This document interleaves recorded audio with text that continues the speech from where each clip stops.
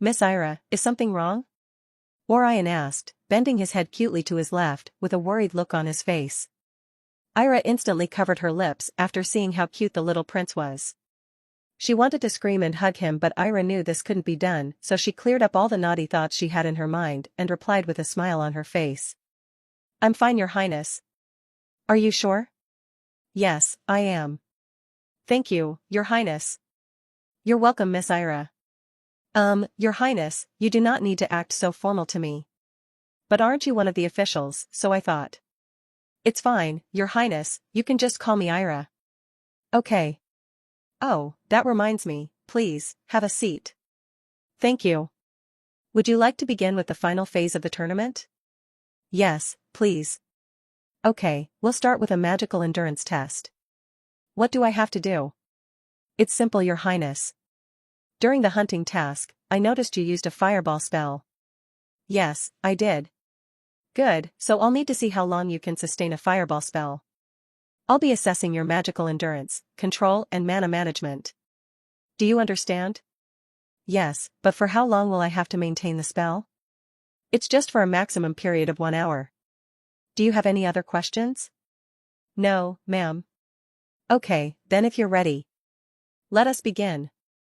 Orion nodded his head in understanding and walked out of the gazebo, stretching his arms wide and aiming it straight to the sky. Seeing this, Ira began to time Orion by flipping over an hourglass, which would be used to time him. Orion imagined the magic circle for a Tier 1 fire magic spell, and a small magic circle appeared in front of his hands. A few seconds later, a huge fireball materialized out of thin air, hovering in front of him. Orion continued to apply mana into the magic circle so as to sustain the fireball floating in front of him. Things went smoothly and he was able to easily maintain the spell without any worries, thanks to his exhaustion resistance skill, which prevented Orion from feeling tired and exhausted. With the help of his auto MP recovery skill, Orion barely even noticed the amount of mana he had used for the past hour. You can stop now, Prince Galder, Ira informed Orion, and he cancelled the spell immediately. Ira noted everything she had noticed so far, and she asked Orion if he was feeling alright, just to be sure if he was feeling okay or not before making any final remark on her report. I'm fine, Orion replied, and Ira used this chance to look closely into Orion's eyes. She couldn't see or notice any signs of fatigue on him, so this means he was able to successfully maintain the spell for an hour while managing the amount of mana he had.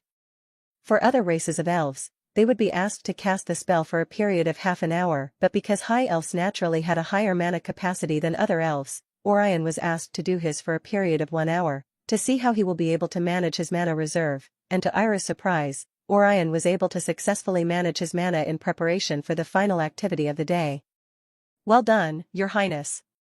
Please, follow me. Ira left the gazebo and led Orion to where he would be carrying out the final activity of the day. Orion trailed behind her but noticed they were walking towards 2 young tournament officials, who were standing not too far away from a magic circle.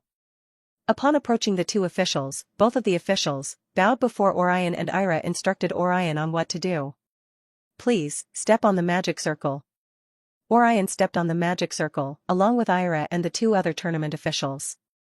The magic circle underneath their feet glowed and teleported everyone into an open field. Orion glanced around and noticed the large, open field surrounded by dense forests. The field was approximately 300 meters long and 200 meters wide, providing enough space for what they wanted to do. The tall trees swayed gently in the breeze, and a small stream runs along the edge of the field. Orion could also hear the rustling of leaves and some birds chirping in the distance. At the far end, opposite to where Orion was currently standing, Orion could see a pendulum target suspended from a sturdy, 10-meter-tall wooden beam, anchored to the ground with ropes and stakes. The beam was positioned at the far end of the field, 200 meters away from Prince Orion's shooting position. You will be using these for this part of the tournament. Ira handed Orion the bow and arrows he will be using for this archery contest. Orion received the bow and arrows and noticed that they weren't in optimal condition. The bowstring was slightly worn and the arrows were not perfectly straight. Are the officials doing this intentionally? Orion wondered. If anyone uses this type of bows and arrows, it will surely affect the flight trajectory. Orion's face turned into a frown. He wasn't pleased with to see this. Elena had taught him a lot about archery, and Orion took great pride in what he had learned from Elena because he believed that with what he had learned, he could easily be ranked among the best archers in the kingdom. However, with the bow and arrows in his hands, Orion doubted he would be able to use the arrow to its full potential. Ira noticed the look on his face and she smiled before saying, "Everyone before you were given a similar bow and arrow.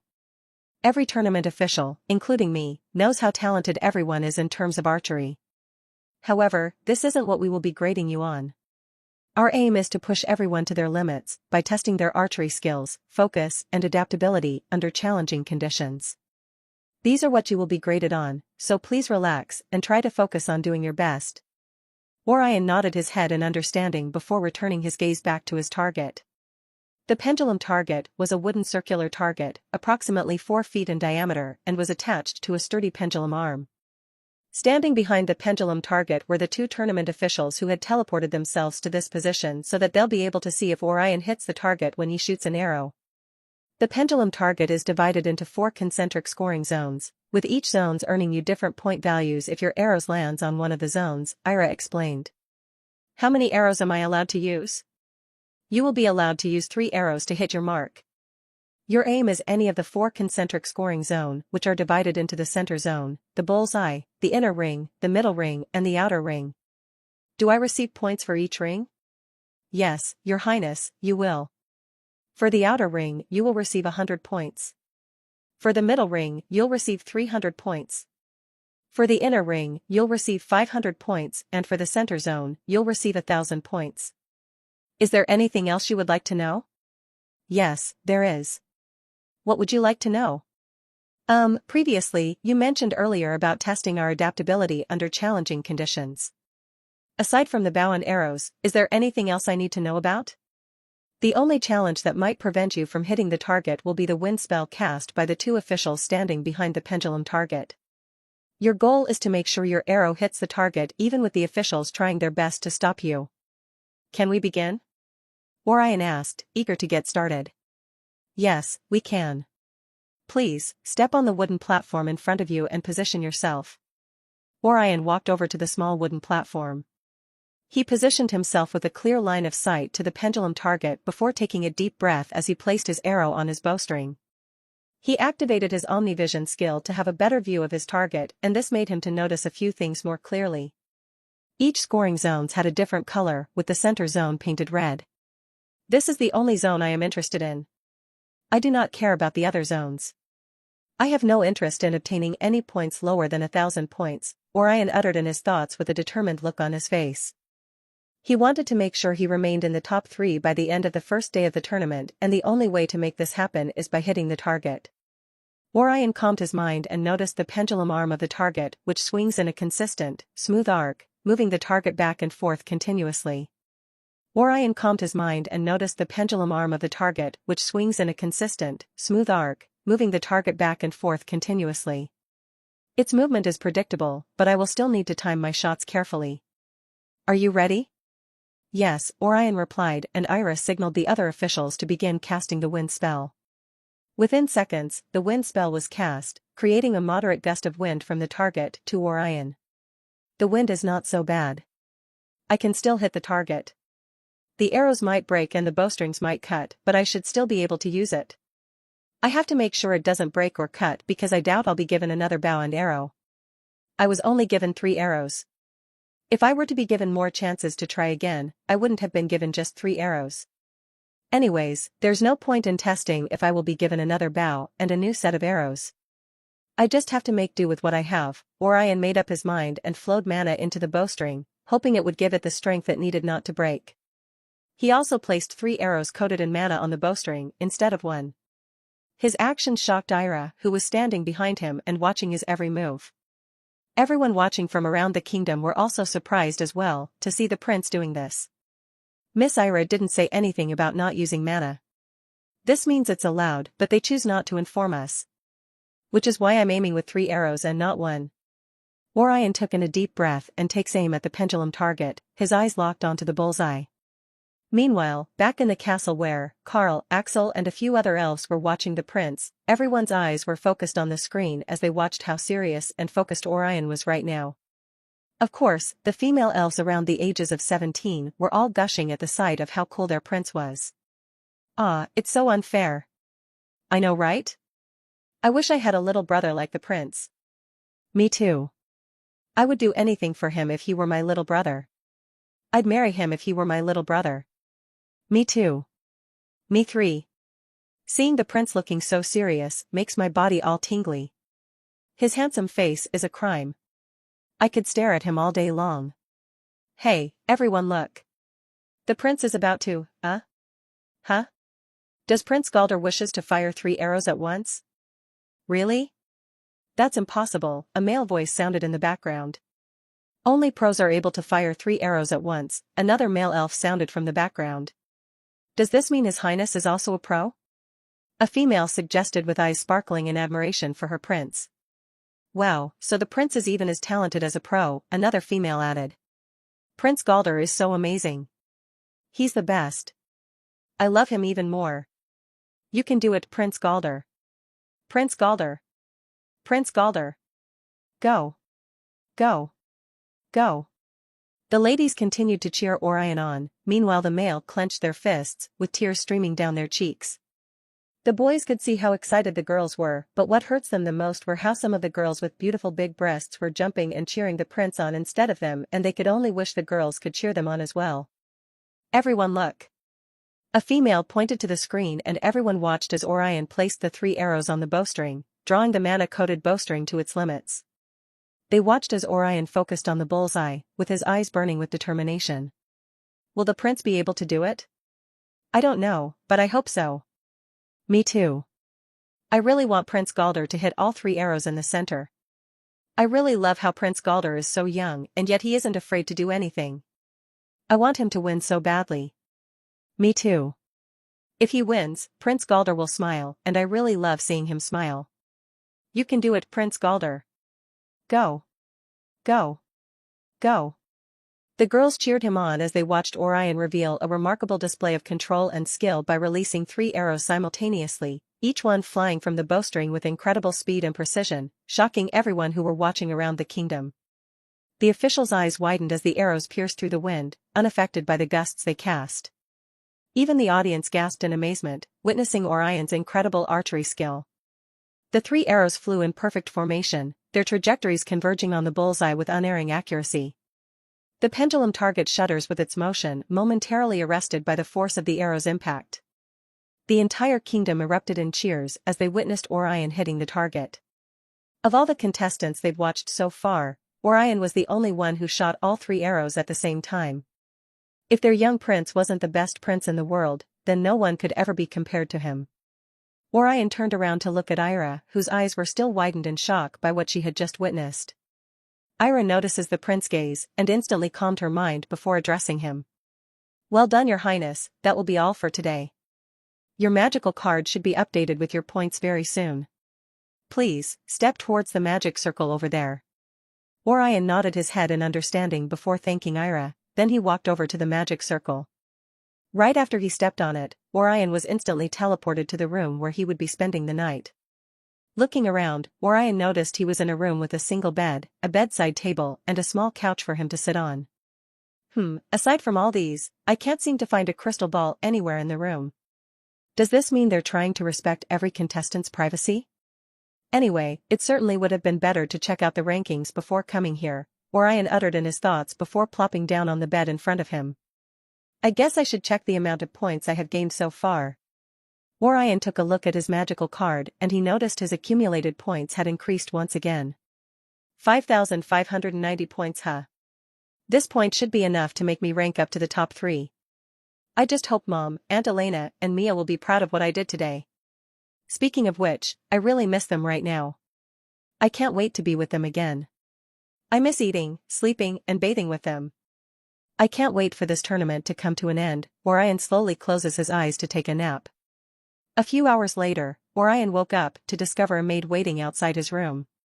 He discovered that every contestant who had qualified to the next stage were currently in the same castle as him, and each and every one of them had a maid who was eager and ready to attend to all their needs. When Orion was hungry, the maid brought over the foods he would like to eat. She also took care of him by bathing and dressing him before tucking him to bed. The next morning the maid took care of him as well, and right now she was dressing him up in preparation for today's activity, which will mostly be done in the Colosseum. The moment they were done with that, Orion stepped out of the castle to walk into a carriage parked outside, then he was taken to the Colosseum. Even before he arrived in the Colosseum, Orion could hear the cheers of the crowds as everyone were in high spirits to witness the first intense battle of their beloved prince. With everything they witnessed yesterday, everyone had high hopes for today's activity. Not everyone expects the prince to actually win all his battles today, but everyone was interested in seeing how far he can reach and how many opponents he will be able to win against. After all, the prince is still only 10 years old, and even though he might be a rank 3 mage like most of the other top 10 mages and knights in the ranking, the fact still remains that everyone else has been training a lot longer than the prince, so will the prince be able to truly win the Junior Noble Elf tournament? Only time will tell. After about a few minutes later, the carriage finally lands in a spot reserved for only the contestants to walk through. Orion stepped out of the carriage and walked into the Colosseum with his mind prepared for what he was going to do today. It's showtime. The Colosseum was a grand, circular arena and the structure was made up of white marble. Meanwhile, the arena floor was covered with a thin layer of sand. The viewers filled up the Colosseum with everyone displaying a strong eagerness to see how the tournament would end. The nobles seated in the lower part of the Colosseum were closest to the action. Their seats were arranged in a semicircle around the arena, while the royal family was seated in a luxurious, elevated box overlooking the arena. The box was adorned with the royal crest and it had more comfortable seats. Another section belonged to the contestants, who were housed in a separate quarter with access to training facilities, medical care, and private quarters. Medical teams and healers were stationed around the arena, ready to assist the contestants. A transparent magical barrier encircled the arena, protecting the onlookers from stray attacks or magical backlash. The barrier was maintained by the Colosseum's resident mages, and it could absorb or deflect even the most powerful attacks. A magical scoreboard floated in the air and was displayed by a crystal ball for everyone to see the top 10 contestants. Currently, the top 5 contestants in the tournament are: Tournament rankings and points. 1 St. Orion Galder Elfrida, 5,590 points. 2 ND Luna Cypress, 4,900 points. 3 RD William Ramsbottom, 4,650 points. 4 TH Barry Manchester, 4,450 points. 5 TH Adrian Mayer, 4,345 points. The audience held flags and banners with the royal crest on them as they continued to cheer loudly in anticipation of today's tournament. The royal crest was an emblem of the royal family that represented power, legacy, and value. The crest featured a golden, 5-pointed star, symbolizing the 5 virtues of the royal family: wisdom, courage, justice, compassion, and honor. A curved, silver sword pointing upwards represented strength and protection. It also had a stylized, blue crescent moon, signifying the royal family's commitment to guidance. Also, a wreath of laurel leaves that encircled the star, sword, and moon represented victory and achievement. While the crowd continued to roar within the Colosseum, Orion made his way to the contestants' quarters, where his gaze fell upon the other contestants, who immediately bowed towards him once they noticed his presence. Orion acknowledged every one of them, then noticed Adrian walking towards him with a smile on his face. Over the last decade, Adrian had changed a lot. For example, he had grown a lot taller than Orion, and he was also a bit taller and muscular than his peers. In fact, Orion looked as though he was Adrian's little brother, but this didn't affect or hinder the respect Adrian had for Orion. For the past 10 years, Adrian had trained and sparred with Orion, so he knew more than anyone else how strong and quick-witted Orion was. Moreover, as a dark elf and a viscount's son, Adrian had become even more handsome over the years. Your Highness, I watched your fight against the Blaze Rats yesterday, and you were amazing. I also noticed how you hunted and caught 10 horned rabbits at the same time. That was epic. Hearing this, a smile appeared on Orion's face, and he thanked Adrian.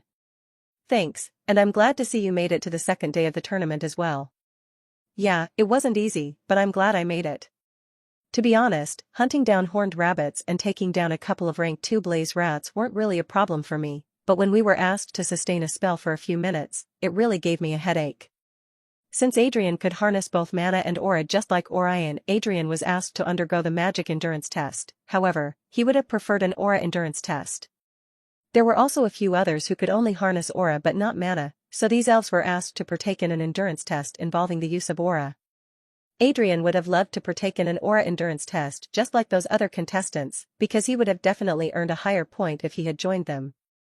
Instead, he had to take a magical endurance test based on his strongest magical affinity. Orion giggled and replied.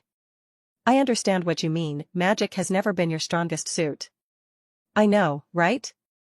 An elven warrior like myself would rather harness aura and fight like a true elven knight. Why do I need to improve myself in magic when I'm not really good at it? Although I can sense both mana and aura, I really prefer strengthening myself with aura a lot more than casting spells. Orion also knew about this because whenever they trained together, it was easy for anyone to see how enthusiastic Adrian felt whenever it was time to train using wooden swords instead of magic. But still, I heard some of the contestants were given the option of choosing a magical endurance test or an aura endurance test. Weren't you asked to choose as well? Hee, about that, Adrian scratched the back of his hair while trying to laugh it off. He also avoided making eye contact with Orion. You made the choice yourself, didn't you? Which means you chickened out of the aura endurance test, because you were scared the endurance test would be a lot harder than that of the magical endurance test. Ugh, seeing that Orion was right, an imaginary arrow pierced Adrian in his chest and he hung his head in defeat. That's right. Chicken, Orion teased. Hey, I'm not a chicken, okay? Then don't blame the tournament officials for giving you what you wanted. You made it sound like you didn't like the magical endurance test and you would have preferred to take the aura endurance test. I guess you're right, but you can't blame me either. I heard the aura endurance test was a lot harder than that of the magical one, so I had to choose the one that would guarantee a higher point and help boost my rank on the scoreboard. Chicken, Orion teased again. Oh, come on. If you keep saying that, all the nobles will start calling me that as well. Adrian clasped his hands in front of him, pleading with Orion to stop calling him a chicken before everyone else began to call him that as well. However, all the other nobles and contestants in the room were already whispering to each other about their conversation. Hey, you heard that, right? A young male elf said to his friend sitting beside him. Yeah, I did. Prince Galder just called Adrian a chicken. Pfft, I'm definitely calling him a chicken from now on. Right after the male elf said this, Adrian suddenly appeared behind the young noble and grabbed a hold of his shoulder. What did you just call me? Adrian asked with a scary and intimidating look on his face. The aura around him seemed like he was ready to murder the young noble. Ei. A shiver ran down the boy's spine as he yelled out while trying to escape from Adrian's grasp. Ah, help me, this bird is angry. Oh, so now, I'm an angry bird, huh? No, I mean. He turned to his friend, hoping his friend would help him out, but his friend was nowhere to be found. Traitor. Don't worry, I'll try not to break your pretty face. Adrian cracked his neck with a sinister look on his face. No, wait. Let me tell you something. No, Mama. Everyone else in the room who was watching all this unfold couldn't help but giggle and laugh as they watched the angry bird clobber the young noble. Even Orion couldn't help but laugh at the comical scene in front of him. Once he was satisfied, Adrian returned to Orion after making sure no one else would call him a chicken ever again. You see, I told you not to call me a chicken. Yeah, sorry about that. Anyways, let's have our seats. I reserved a really good place for us. It's the best seat in the house. Adrian showed Orion where he wanted them to sit, and the both of them walked over to the place. All the other nobles in the room were a bit jealous to see how close Adrian was to the prince. Some of them wanted to talk to the prince as well, but no one dared to do so. Seeing Adrian talk freely with the prince made them believe that even they could become close to the prince of the kingdom. Many of them made up their minds to do well in the tournament, hoping it would be enough for the prince to notice them so that they could become closer to him as well. Meanwhile, Orion and Adrian were busy looking at the scoreboard displayed for everyone to see. I knew you would definitely be among the top 10 in the ranking, but I wasn't expecting you to reach the top so soon on the first day. At this rate, you might actually win the tournament. Adrian said with a deep respect in his words. Maybe you're right, maybe you're wrong. However, we won't know until we get to the last day of the tournament. Wait, don't tell me you're beginning to doubt your chances of winning against a 10-year-old? Adrian chuckled before making a serious expression. I'm definitely going to win this tournament. Orion smiled back. That's the spirit. The room became silent for a while, but after a few minutes, Adrian spoke up. There was something that had been bothering him since last night, and Adrian thought it would be better to hear Orion's opinion about it rather than remain silent. I've been thinking. About what? Orion asked. Well, since our battle in the arena will require everyone to go against each other, do you think everyone here in the room will want to fight against you? Adrian asked, and the room became dead silent. Although they didn't want to, everyone couldn't help but listen to the conversation Adrian was having with the prince. Most of them had doubts about fighting the Prince of the Kingdom, and they didn't want to anger a member of the royal family, especially a royal member who was currently the heir to the throne. A few whispers emerged behind Orion and Orion could hear them all. He knew a lot of them wouldn't feel eager to fight against him if they discovered that he was their opponent. Some had even made up their minds to forfeit the match if their opponent was the prince. I don't think anyone would want to go against you. Adrian continued. Is it because I'm the prince? Well, yeah. Many contestants will hesitate to fight the Prince of the Kingdom, but what will you do if your opponent suddenly drops out from the match because you're the prince and they do not want you to lose? Adrian inquired, eager to see how Orion would react to his words. Orion sighed a bit before replying. I understand that during a match, some opponents might hesitate to engage me fully because they don't want to offend a member of the royal family, Orion said, subtly adding mana to his words so that everyone within the room would be able to hear what he was saying. He continued. But, the truth is that I find no honor in winning by default. I entered this tournament to test my skills, to push myself to the limit, and to earn the respect of everyone including the contestants in the tournament, and I believe this is why most of us participated in the tournament. He paused, allowing his words to sink into everyone listening to him.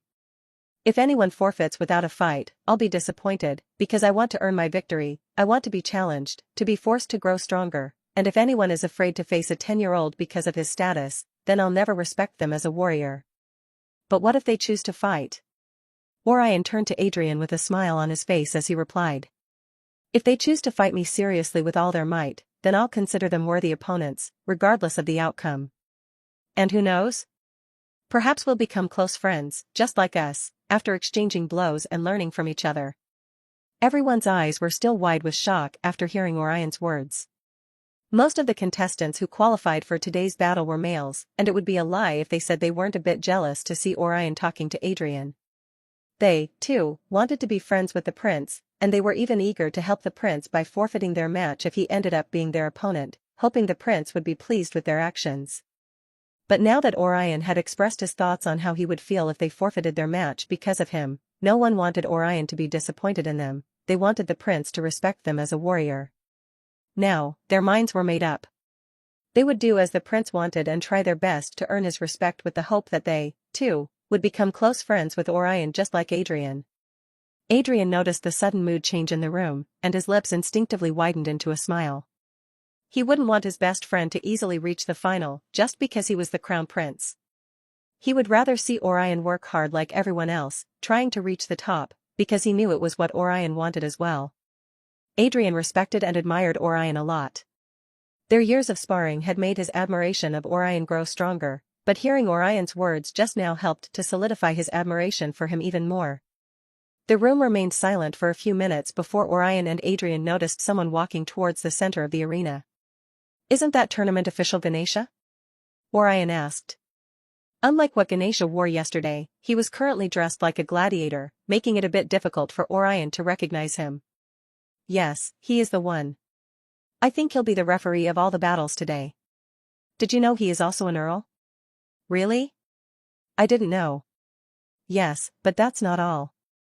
He is also the current guild master of the Kingdom's Guild, and he's the husband of one of the tournament officials, Miss Hilda. What? It's shocking, right? Adrian chuckled as he noticed the surprised look on Orion's face. Orion had heard about the kingdom having a guild just like the fantasy world of the novels and video games he used to play in his previous world. However, he hadn't expected Ganesha to be the guild master, and he also hadn't expected him to be the husband Hilda mentioned to him yesterday. Orion reclined on his seat and watched as Ganesha spoke to the spectators while enhancing his voice using mana. Ladies and gentlemen. Are you ready? Yeah. The crowds roared in unison. For action? Yeah. For entertainment? Yeah. Then sit back and relax as we bring to you a tournament like never before. A livestream battle broadcasted throughout the kingdom. So, without further ado, I bring to you the contestants of today's Junior Noble Elf Tournament. Yeah. Everyone cheered and watched as the huge scoreboard displayed the list of the contestants taking part in today's battle. As you can see, we have a total of 120 contestants in the Junior Noble Elf Tournament. Each of these lucky contestants will be taking part in the knockout battles. Their goal is to make sure their names are included in the final 20 contestants who will be qualified to continue the tournament tomorrow. The rules are simple. Contestants must stay within the designated fighting arena at all times. A match ends when a contestant yields, is knocked out, or their training dummy is destroyed, Ganesha explained, but a murmur erupted within the Colosseum because no one was familiar with the concept of having a training dummy in the arena. I understand that some of you might be confused as to why I mentioned a training dummy just now, but this is one of the few modifications we've made to the rules for the junior section of the tournament. A drop of each contestant's blood will be placed on a training dummy. During a fight, any damage a contestant sustains will be immediately transferred to the dummy. It helps to indicate when a contestant is close to defeat, and it will also reflect a contestant's physical condition, like injuries. Please, contestants should keep in mind that while any injury and pain you feel during a battle will be transferred to a dummy, you will still feel the pain inflicted on you. Our goal is to provide a tournament where contestants will be allowed to push themselves without risking their death, while they are still experiencing the intensity of the battle. In other words, this meant that contestants could get slashed by a sword, but they wouldn't see the slash on their bodies. It would be sent to the training dummy instead. However, they would still feel the pain in their body, almost as though the slash remained on their skin. When the crowd finally understood what Ganesha was explaining to them, everyone cheered excitedly with even more energy. This was the junior section of the tournament, so everyone understood why the tournament officials would adopt this approach.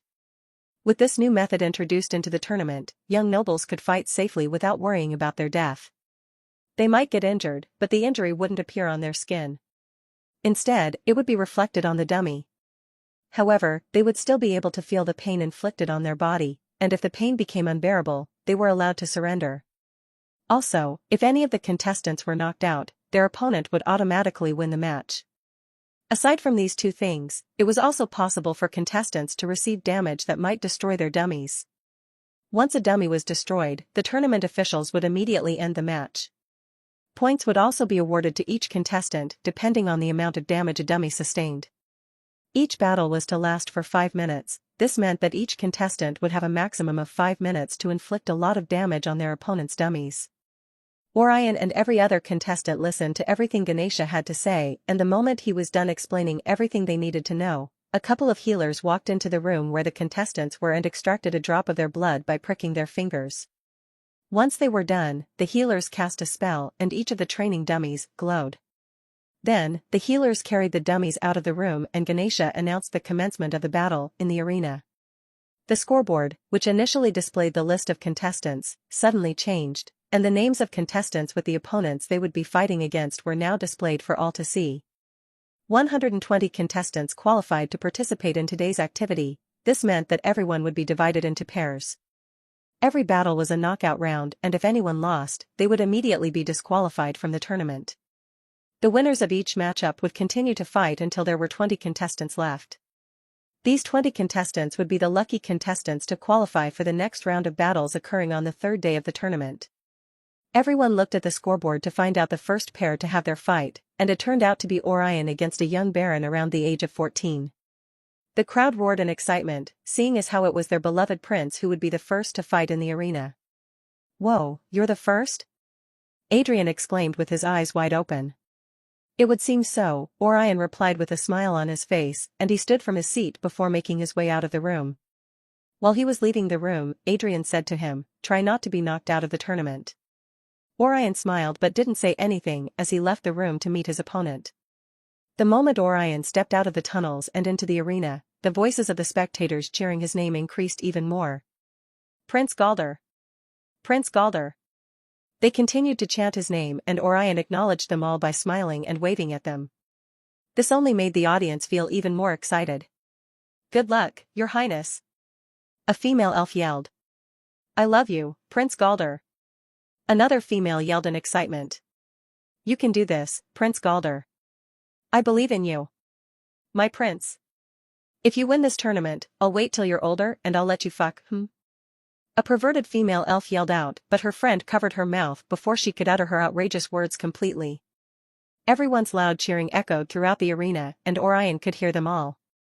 The ladies in this world are beautiful but weird, Orion thought to himself. Most of them are truly honest with their feelings. Never in my wildest imagination would I have predicted myself being cheered on by beautiful women like this. Moreover, each and every one of them are elves. I'm truly lucky to be here. I love this world, and it's all thanks to Mama.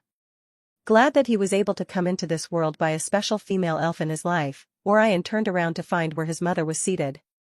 He looked around the Colosseum, searching for Evelyn, Elena, and Mia. He noticed them seated in the seats reserved for the royal family, and he could see them all waving in his direction with beautiful smiles on their faces. Orion smiled as well and waved back to them.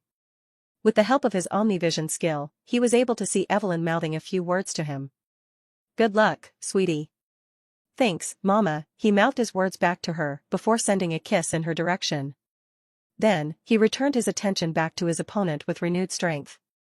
He had missed his mother, aunt, and Mia all night long, but after seeing them now, he was eager to face all his opponents and quickly bring this tournament to an end so that he could spend more time with his beloved family. Orion stepped onto the arena, watching as his opponent and tournament official, Ganesha, bowed towards him. The cheering of the spectators dropped the moment Orion stood in front of Ganesha and his opponent. Orion noticed that his opponent was a young male elf. He also noticed that his opponent was a bit older than him and he happened to be a forest elf. Sensing that this was his chance to become closer to the prince, just like Adrian, his opponent had made up his mind to fight seriously against Orion, hoping it would be enough to impress the prince and allow him to become his friend as well. Are you ready? Ganesha asked the young noble and he nodded his head in response. Orion could also see the determined look on his face. His opponent had the look of someone who wanted to win this battle, and this brought a smile onto Orion's face because now he felt relieved knowing that his opponent intended to take the battle seriously, just like him. Your Highness, are you ready? Ganesha inquired from Orion and he nodded his head in response. Orion noticed two healers at the edge of the arena, standing beside two training dummies. I guess those two dummies are the ones linked to us, Orion uttered in his thoughts before drifting his attention back to his fight. Fight! Ganesha gave his command and both Orion and the young noble in front of him assumed a battle stance. The young noble coated his body with aura before drawing his swords out of his item box. Oh, he's skilled in using aura. Let's try to have a little fun, Orion coated himself with aura before pulling out a sword from his item box as well. The item box contained everything Elena had been confident he would need during the tournament. His clothes, snacks, and a few other weapons were also in the item box. Orion faced off against his opponent and the two engaged in a fierce exchange of blows, with their swords clashing in a flurry of steel and sparks. While anticipating his next move, Orion focused intently on his opponent's eyes, waiting for the perfect moment to strike. As the young noble unleashed a powerful strike, Orion swerved to the side, evading his opponent's attack while his eyes remained locked onto him. Finally, Orion noticed the faintest flicker in his opponent's eye. A small magic circle swiftly appeared underneath his feet and his feet became coated with lightning. With lightning-fast reflexes, Orion seized the opportunity and activated his camouflage skill. In an instant, his body blended seamlessly with his environment. The young noble's eyes widened in confusion before darting his gaze wildly around the arena, searching for Orion. Where did he go? The young noble exclaimed, his voice laced with surprise and frustration. Even the audience watching the match did not know where their prince had vanished. They gasped with awe, wondering where Orion was. However, the young noble refused to back down. He heightened his senses and began to strike the air around him aimlessly. Meanwhile, Orion remained hidden, watching as his opponent slowly began to tire and his movement slowed down. Once he made sure the noble couldn't swing his sword again, Orion swiftly delivered a perfectly aimed uppercut punch, striking the young noble with incredible force. The young noble flew upwards, his body arcing through the air, before crashing to the ground with a thud. The impact was tremendous and the practiced dummy, still linked to the young noble, suffered an equivalent damage, shattering its body and ending the match in the process. Seeing this, everyone erupted into cheers and Ganesha announced the winner. "Thank you," Orion thanked Ganesha before making his way back to meet Adrian. The healers hurried to pick up the young noble who was currently unconscious after receiving a powerful punch from Orion. A smile appeared on Ganesha's face as he watched Orion leaving the arena. Unlike the young noble facing Orion, Ganesha had been able to predict exactly where Orion was. If the young noble had calmed his mind during the battle, he probably would have guessed where Orion was due to his footprint. There was sand all over the arena and this made it easier for Ganesha to trace exactly where Orion was. Orion didn't move a lot from where he was after he activated his camouflage skill, but right after the young noble was physically exhausted, Ganesha could see a footstep slowly approaching him. If the young noble had been a bit perceptive of his surroundings, he definitely would have noticed Orion approaching him as well. Too bad he couldn't notice the prince. Maybe he'll use this loss to learn and grow stronger in the future, Ganesha uttered in his thoughts as he watched the healers carry the unconscious noble away. With that out of the way, he announced the next match. Orion returned back to take his seat beside Adrian while also using the opportunity to see and learn more about the opponents he might face against later on. "Your battle ended really fast," Adrian stated once Orion sat beside him. "Is that bad?" "Not really. I just wasn't expecting it to end so soon." "Well, every battle will last for 5 minutes. It was only right for me to end the fight as fast as I could." "I guess you have a point. So, who are these guys in the arena?" "Well, the one at the arena right now is the sun." Adrian began to explain who the next pair of contestants were. Most of the contestants who had qualified for the second day of the tournament were nobles, so Adrian knew a lot about them. There were also a few other contestants from humble backgrounds who Adrian wasn't familiar with, but the ones he knew about were discussed with Orion. "That's William Ramsbottom," Adrian pointed out as a young noble walked out of the tunnels and into the arena. "You mean, the fourth son of Earl Ramsbottom?" "Yes, and he's currently ranked third in the tournament." Orion looked closely at the Earl's son. Just like most of the elves in the kingdom, William Ramsbottom was also a forest elf with a good physique and a really good-looking face. To be honest, all elves were really good-looking. However, I'm yet to see a forest elf who's nearly as handsome or beautiful as a high elf. I guess this is a part of the reason why most forest elves, dark elves, and nature elves adore Mom and Aunt Elena. I bet elves in this world will be a lot prettier and good-looking than most races across the world. Well, that's what I used to believe while reading books and watching anime back on Earth. It will certainly be nice to know if this is true in this world as well when I'm old enough to venture across different kingdoms and realms of this world. Oh, well. Let's keep those thoughts for later. I can't be having too many goals and dreams when I haven't even accomplished my first one yet. I've got to win this tournament first before welcoming any more goals and dreams that I might have. Anyways, all I need to know for now is that elves are extremely beautiful and handsome. And it rocks to be reincarnated into a new world as an elf, Orion uttered in his thoughts with a huge smile on his face, before Adrian's words suddenly dragged him out of his thoughts. "He won, Your Highness."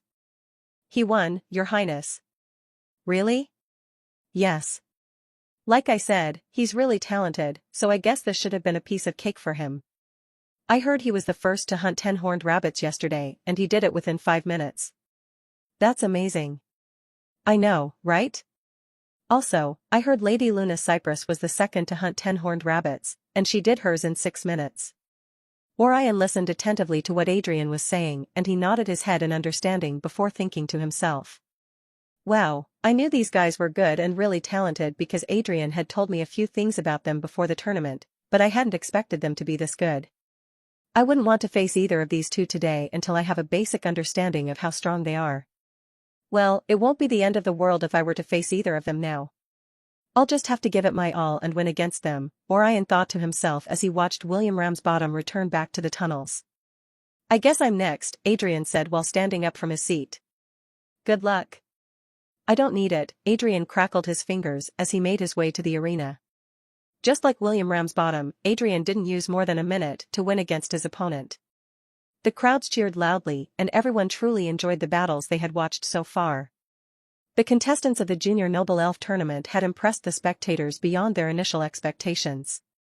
However, when the concept of training dummies was introduced, a few of the spectators were disappointed because they wanted to watch an intense battle between the contestants similar to that of the contestants of the adult tournament section. However, even though the training dummies linked to the contestants were the ones absorbing most of the damage, this didn't limit the intensity of the battle occurring between the young generation of elves. It only made everyone even more interested in the battle, and Adrian's battle didn't disappoint the audience as well. It seems Adrian has grown a bit stronger since I last sparred with him. I've never seen him move so fast against an opponent before. He barely even gave his opponent the chance to fight back. Or maybe his opponent just wasn't strong enough to land any attacks on him. Oh, well. I'm happy to see he won. I wonder who's next to fight in the arena. Orion reclined on his seat and watched as Adrian walked off the stage. He made his way back to his seat before sitting down beside Orion. The moment Adrian sat down, Ganesha announced the next pair of contestants. A young male elf walked towards the arena and a young female elf trailed behind him.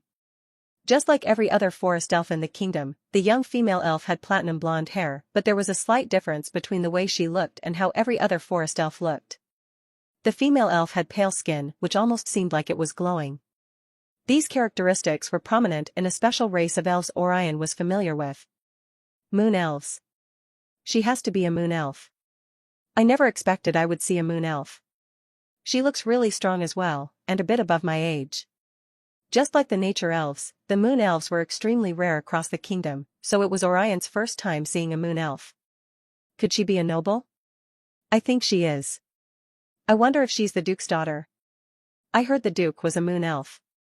Since he's a moon elf, then she has to be his daughter, and if she's the Duke's daughter, then she must be Luna Cypress, Orion concluded in his thoughts before asking Adrian if he was right, and he was.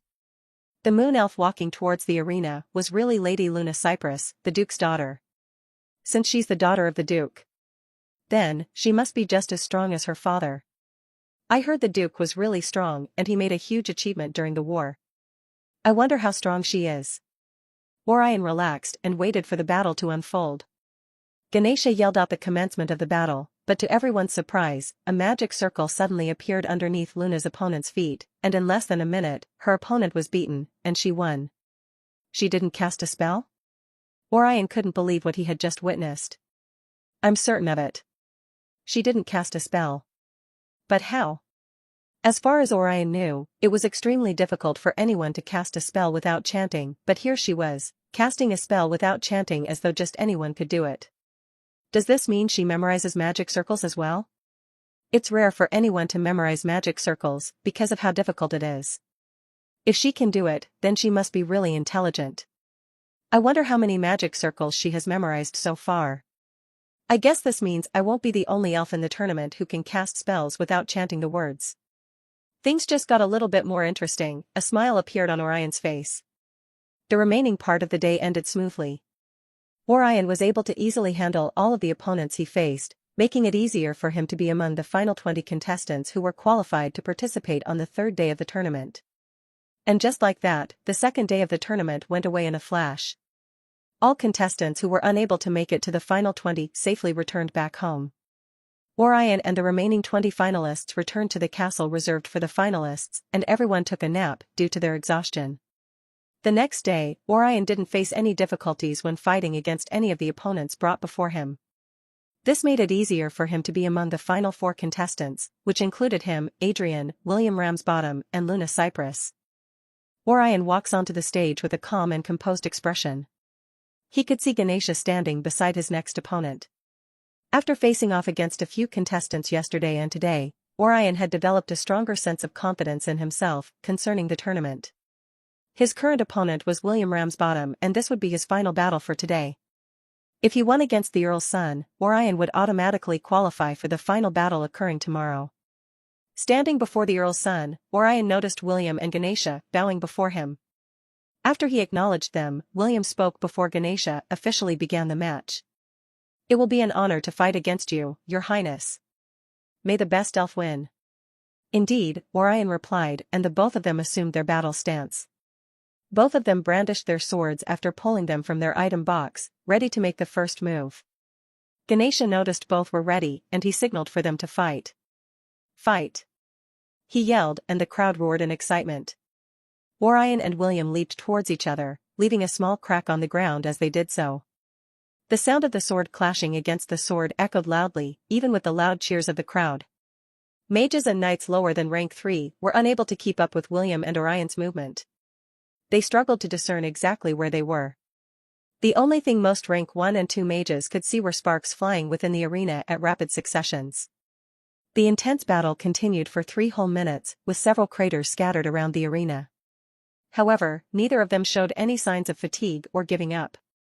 The dust around the arena rose, making it a bit difficult for some of the spectators to know what was currently going on. With seconds left before the match could come to an end, the metallic sound of swords clashing against each other subsided, and everyone had an anticipating look on their faces as they were eager to see who had won. And so, they waited for the dust to clear.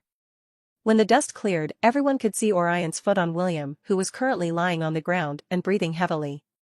With Orion's feet on William's chest, William showed no signs of wanting to continue the battle, and the fight came to an end with Orion winning the semi-final battle. The crowd cheered loudly, and Orion walked away from the arena. While walking away, Orion raised his head towards the direction the royal family was meant to be seated, hoping to see Evelyn, Elena, and Mia. However, they weren't seated where they were supposed to be, and Orion wondered why they weren't there. When I arrived at the Colosseum a few hours ago, they weren't around. The match had just begun, so I thought they were simply running a little late. But, it's been a few hours since then, and they still haven't come to see me.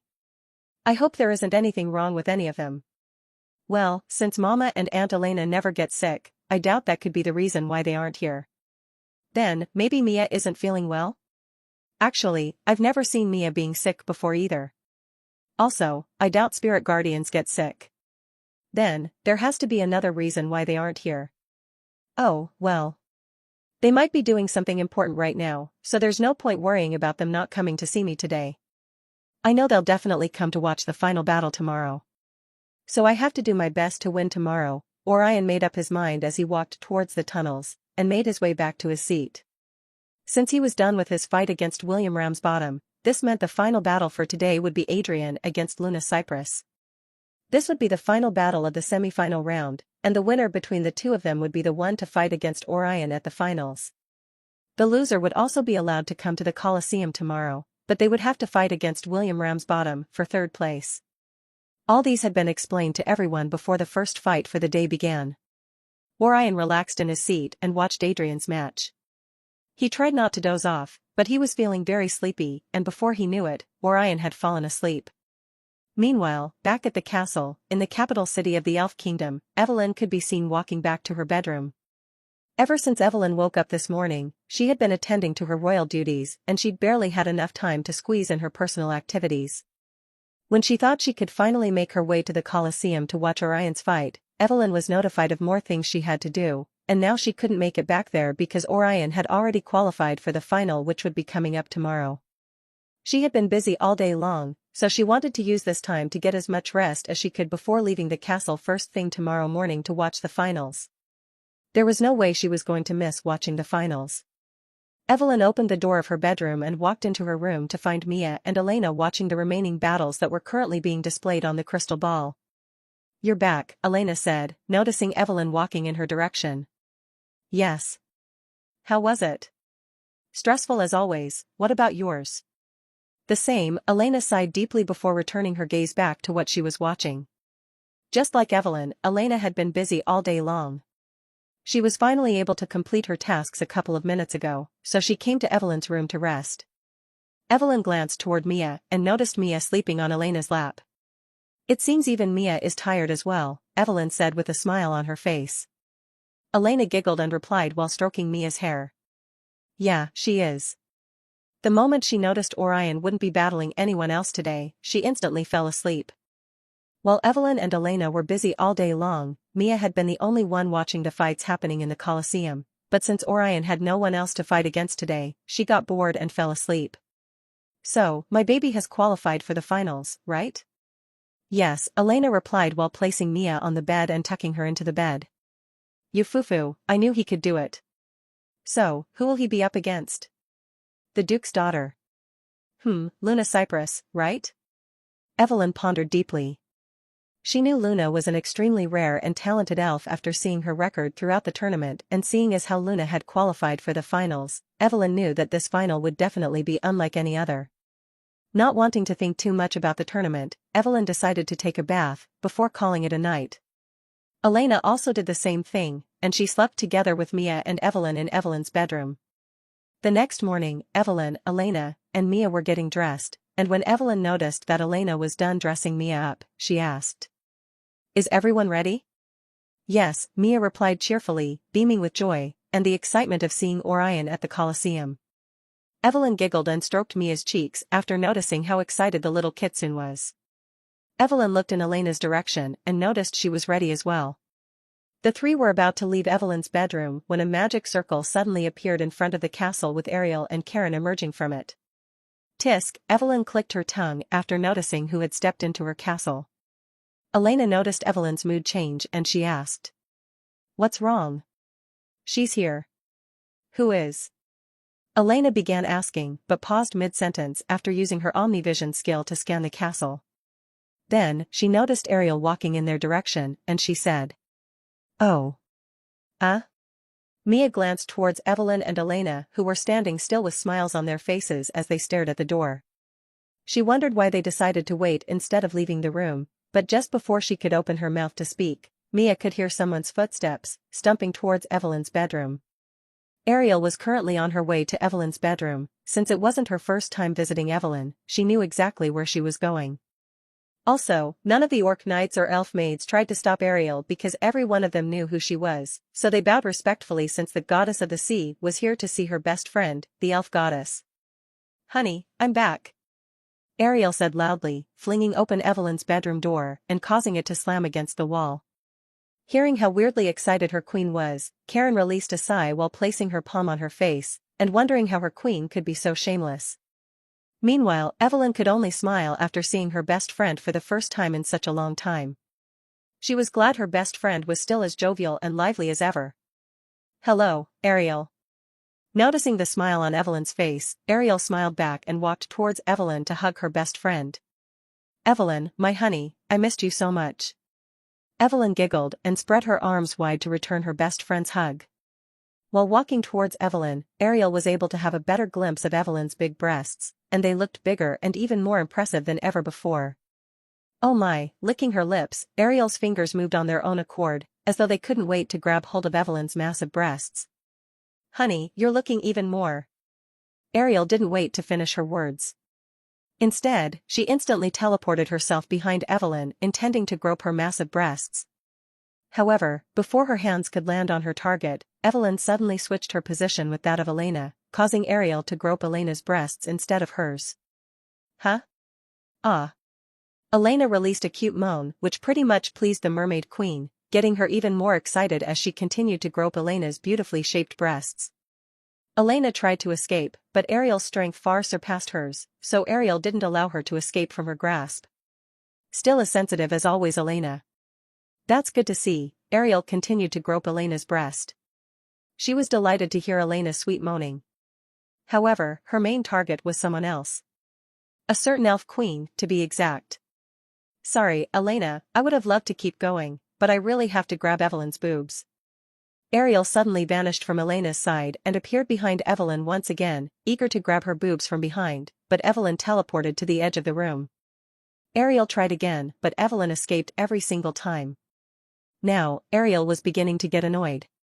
For years, she had been trying to grab Evelyn's boobs, but every time she tried, Evelyn always managed to escape from her grasp. And it looked like the same thing was about to happen yet again, but Ariel was determined not to let it happen this time around. She tried again and again, but Evelyn didn't give her the chance to get what she wanted, which made Ariel even more frustrated. "Just stay still, you annoying elf, and let me grab your breasts," Evelyn replied with a giggle, pleased with the annoyed look on Ariel's face. "You foo-foo. These boobs are for someone else." "Huh? Really? Who?" Evelyn giggled once again and replied. "It's a secret." "Secret, my ass. It's definitely your son you're talking about, or did you think I wouldn't know? Just to be sure, he's the one, right? You foo-foo, maybe." "Secret, my ass. You are definitely talking about your son, or did you think I wouldn't know? Just to be sure, he's the one you're talking about, right? Yufufu, maybe. Everyone knows the number of male elves in the elf kingdom was smaller than that of the females, meaning that the elves lived in a matriarchal society where females held the majority of the power. Of course, some of the males still held very important positions within the kingdom. The males were rare and only made up about 30% of the elven population, in contrast to the females, who made up about 70% of the population. Because of how the males were relatively smaller than the females, it had now become a common and accepted practice within the elven culture for incestuous relationships to occur. But only if the family members consented to it. It was viewed as a means of preserving the family bloodline and ensuring the continuation of their heritage. They also saw it as a way of strengthening their family bonds and preserving their lineage. This was why Ariel wasn't surprised by what Evelyn said about her breasts possibly belonging to Orion. It wouldn't be surprising within the Elven Kingdom and the world in general if Orion decided in the future to marry both Evelyn and Elena. However, all three of them had to agree to such an arrangement.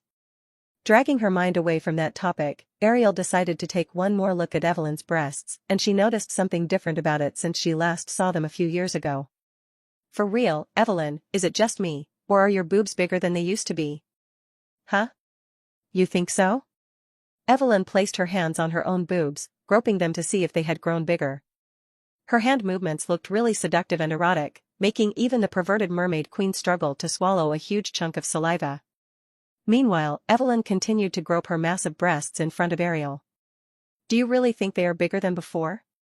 Now, even Ariel couldn't take it anymore.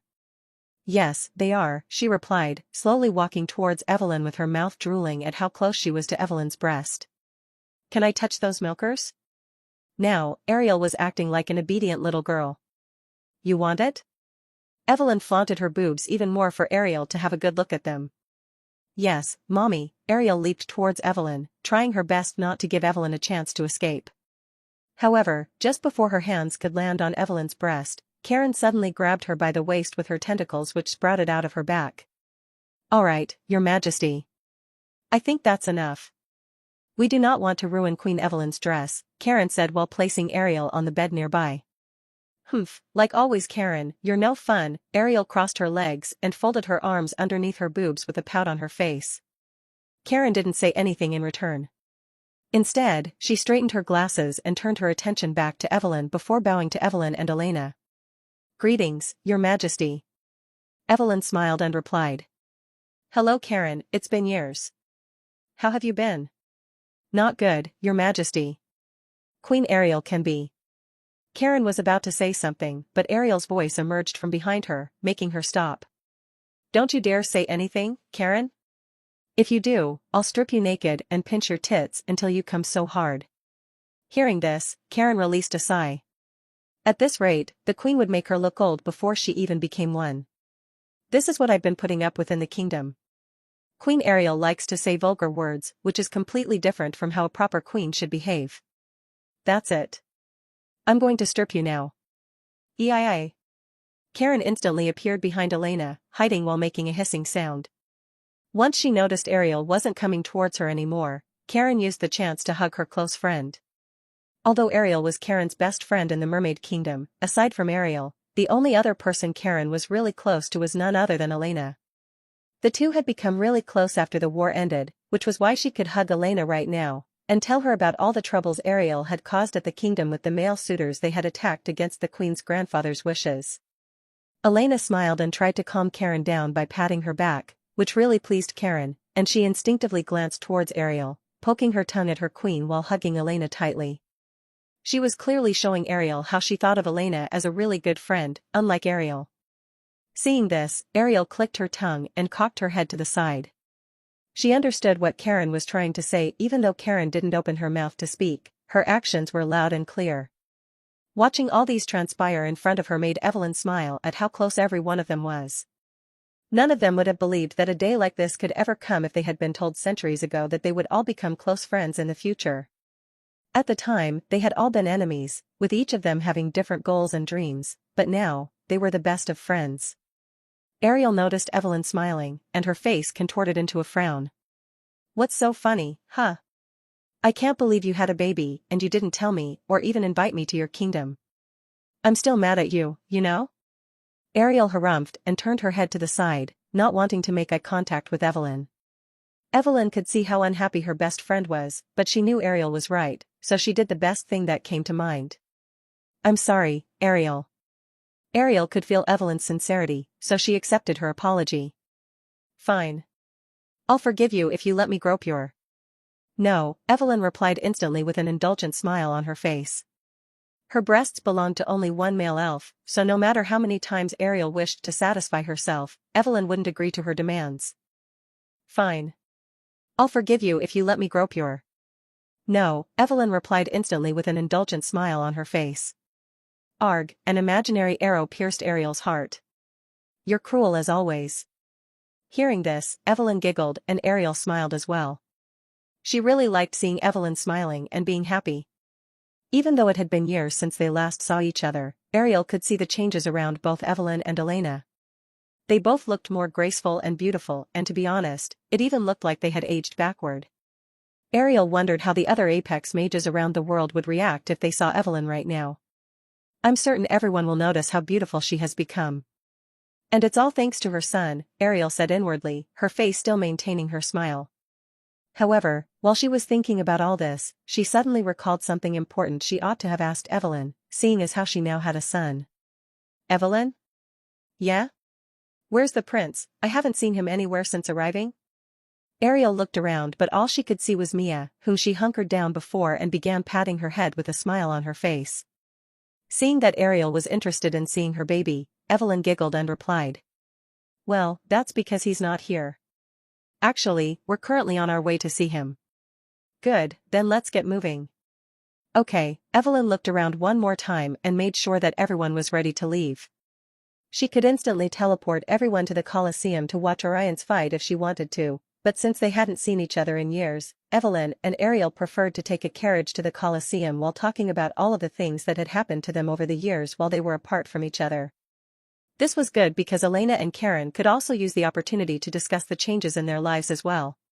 With that decided, everyone walked out of Evelyn's bedroom, but while they were walking along the corridor, Ariel asked a question that had been bothering her since Karen told her something a few days ago. I heard the prince is 10 years old now. Yes, he is. He was born from magic, wasn't he? Yes, he was, and this makes him similar to his mama and auntie, Evelyn replied with a smile. Ariel smiled in return, she could see how much Evelyn adored her precious little baby, and this made her happy for Evelyn as well. I'm really happy for you, Evelyn, but how do you feel? Ariel asked, looking into the eyes of her friend with genuine concern laced in her voice. I feel fine, Ariel. Are you sure? You know that there's a reason why it is called forbidden magic, right? Are you really sure you're okay? Hearing this, Evelyn's lips stretched into a smile because she understood why Ariel was asking her all these questions, and she replied truthfully to Ariel. I assure you, Ariel. I'm perfectly fine. Well, if you say so, then I won't pry anymore. Anyways, Karen and I should have been here earlier than today, if it wasn't for a couple of idiots we had to take care of. Knowing exactly what Ariel was talking about, Evelyn giggled and asked. Your grandfather tried to get you a husband again, didn't he? Yeah, but this time around, he wanted to introduce me to a bunch of male suitors, and do you know what's so annoying about it? What's that? Those fools thought they were worthy enough to become a husband to the goddess of the sea. Well, don't you think it's time for you to settle down like your grandfather has always wanted? Evelyn teased and Ariel's face contorted into a frown. Don't disgust me, Evelyn. If that old fish wants to have grandchildren so badly, then he can go suck his dick for all I care. Pfft, Evelyn tried not to laugh too hard, wondering how that would even be possible in the first place. Anyways, you really should have sent a message or something over the years about how you had a son. I should have been really close to your son by now. If I did, you would just use my baby as an excuse not to return back to your kingdom so that your grandfather won't bother you anymore. True, but we would have definitely been best of friends, your son and I, Ariel replied with her chest puffed out as she walked along with Evelyn and everyone else. While they were walking, two maids were heading in their direction, and when they noticed Evelyn and everyone else walking in their direction, the two maids halted in their steps and bowed before all of them. Meanwhile, Evelyn replied to what Ariel said earlier. Nope, if I had introduced you to him, you probably would have taught him some naughty things. What? Me? No way. I would never do that. You definitely would have done that, Your Majesty. Karen's voice emerged from behind Evelyn and Ariel. Shut up, Karen, we weren't talking to you, Ariel said to Karen, but this didn't stop Karen from speaking her mind, and she did so while readjusting her glasses. If the prince had known you before now, the two of you would have probably been running around the castle by now, groping the breasts and butts of all the maids. Who knows what other type of naughty things you would have taught him if that were to be the case. That's it, Karen. I'm definitely going to grab your breasts right now. Ariel turned her head around while growling at Karen. Her fingers and body also moved as though they had a mind of their own. Karen instantly hid behind Elena and poked her tongue out at Ariel. Meanwhile, the maids who were bowing towards Evelyn and everyone else couldn't help but eavesdrop on what they were saying. They heard what Evelyn and Ariel were talking about, but when Karen mentioned the prince running around the castle groping the breasts and butts of the castle maids, the ears and cheeks of both maids flushed red when they imagined a grown-up Orion laughing maniacally and running around the castle, stripping off their clothes while copping a feel of all the other palace maids' breasts, including theirs as well. Of course, this would definitely be a dream come true for most of the perverted maids in the castle. With that out of the way, everyone made their way to the golden royal chariot parked outside the castle. They each took their seats and the chariot flew towards the Colosseum. Meanwhile, in Colosseum City, the loud cheers of fans and spectators echoed widely within the Colosseum. Everyone felt super excited to watch the final battle unfold today. Ever since the junior and adult Noble Elf tournament began, the spectators had been hugely entertained and everyone watching from all corners of the kingdom expected the final to be equally, if not more, exciting as well. The flying golden chariot was yet to arrive at the Colosseum, however, the seats of the Colosseum were already filled up. In fact, the first battle of the day had already begun with Adrian already fighting against William Ramsbottom. The cheering of the onlookers didn't falter as well, with everyone urging both contestants to do their best to win. Some wanted the Earl's fourth son to win the bronze medal prize while others wanted it to be Adrian. In summary, everyone would be happy with either one of them winning the bronze prize. A few minutes later, the golden chariot arrived and everyone stepped out of it, with Mia taking the lead to quickly take a seat where she would be able to watch her beloved master.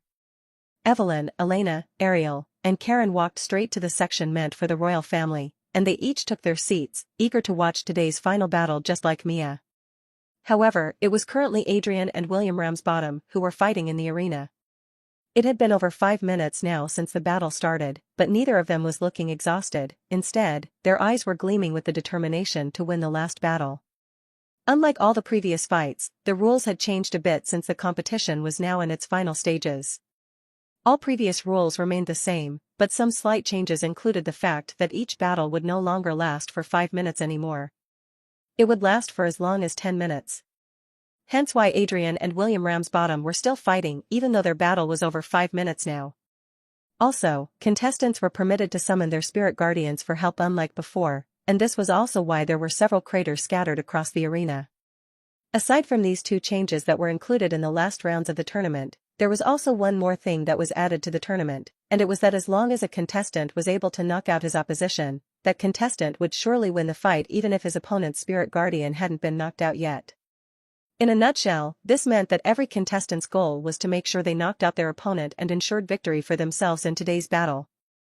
Meanwhile, the sounds of swords clashing against each other continued to echo loudly within the arena. Of course, the loud cheering of the spectators could be heard as well, but the reason why the clashing could be heard throughout the Colosseum was because of the intense fight happening between the contestants' spirit guardians while their masters battled against one another. Scott, Adrian's spirit guardian, was no longer in his human form, which Orion was used to seeing since he first met both Adrian and Scott.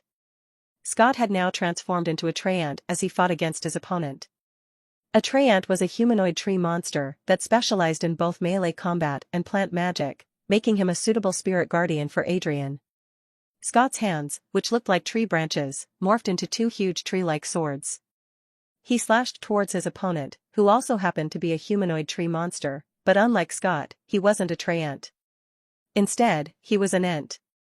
The battle continued between the four of them, causing a huge dust cloud to rise within the arena.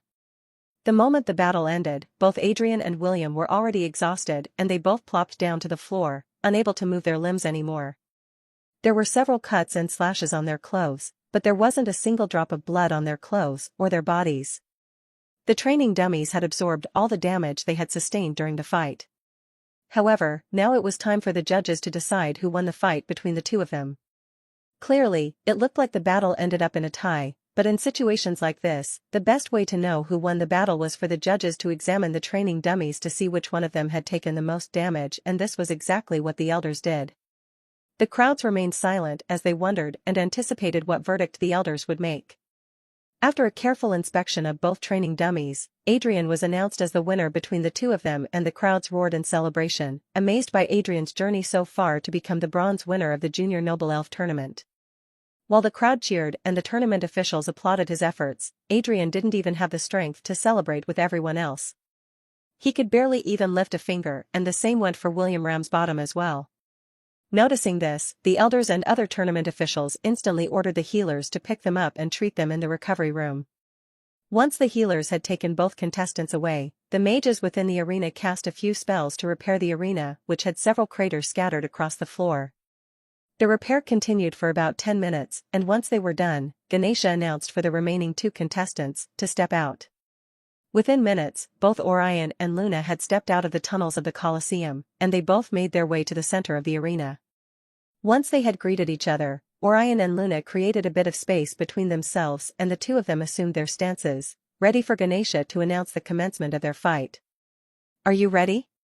Ganesha asked them both for the last time, and they both replied with a nod. Seeing this, he announced, "Fight." Just before Orion and Luna arrived at the arena and Ganesha announced the fight, Orion walked out of the tunnel, planning out what his tactics for his final fight in the Junior Noble Elf tournament would be. Before today's fight, Orion had been using the past 2 days to learn and familiarize himself with some of the contestants' fighting styles and techniques, and Luna was among the list of elves he had been watching very closely. "So far, I've learned that she likes to keep a distance between herself and her opponent. I also noticed that she prioritizes magic rather than direct combat. I guess this means close-quarter combat isn't actually her forte. Aside from this, I heard she has a high amount of mana capacity as well. I guess this must be thanks to her trait as a moon elf, and so far, she's been using it to her advantage. Although her mana capacity might be higher than that of a forest elf and dark elf, it still can't be compared to that of a high elf. Her knowledge in magic spells is really good as well, and it seems she's been studying very hard to memorize magic circles. However, with what I've noticed so far, I'm certain that mine and Mia's understanding of magic circles far exceeds that of Luna's. I will definitely win this tournament." Orion clenched his fist as he uttered this last statement in his mind. With his mind made up on what he wanted to do, Orion walked towards Ganesha, with Luna also arriving beside him. "Are you ready?"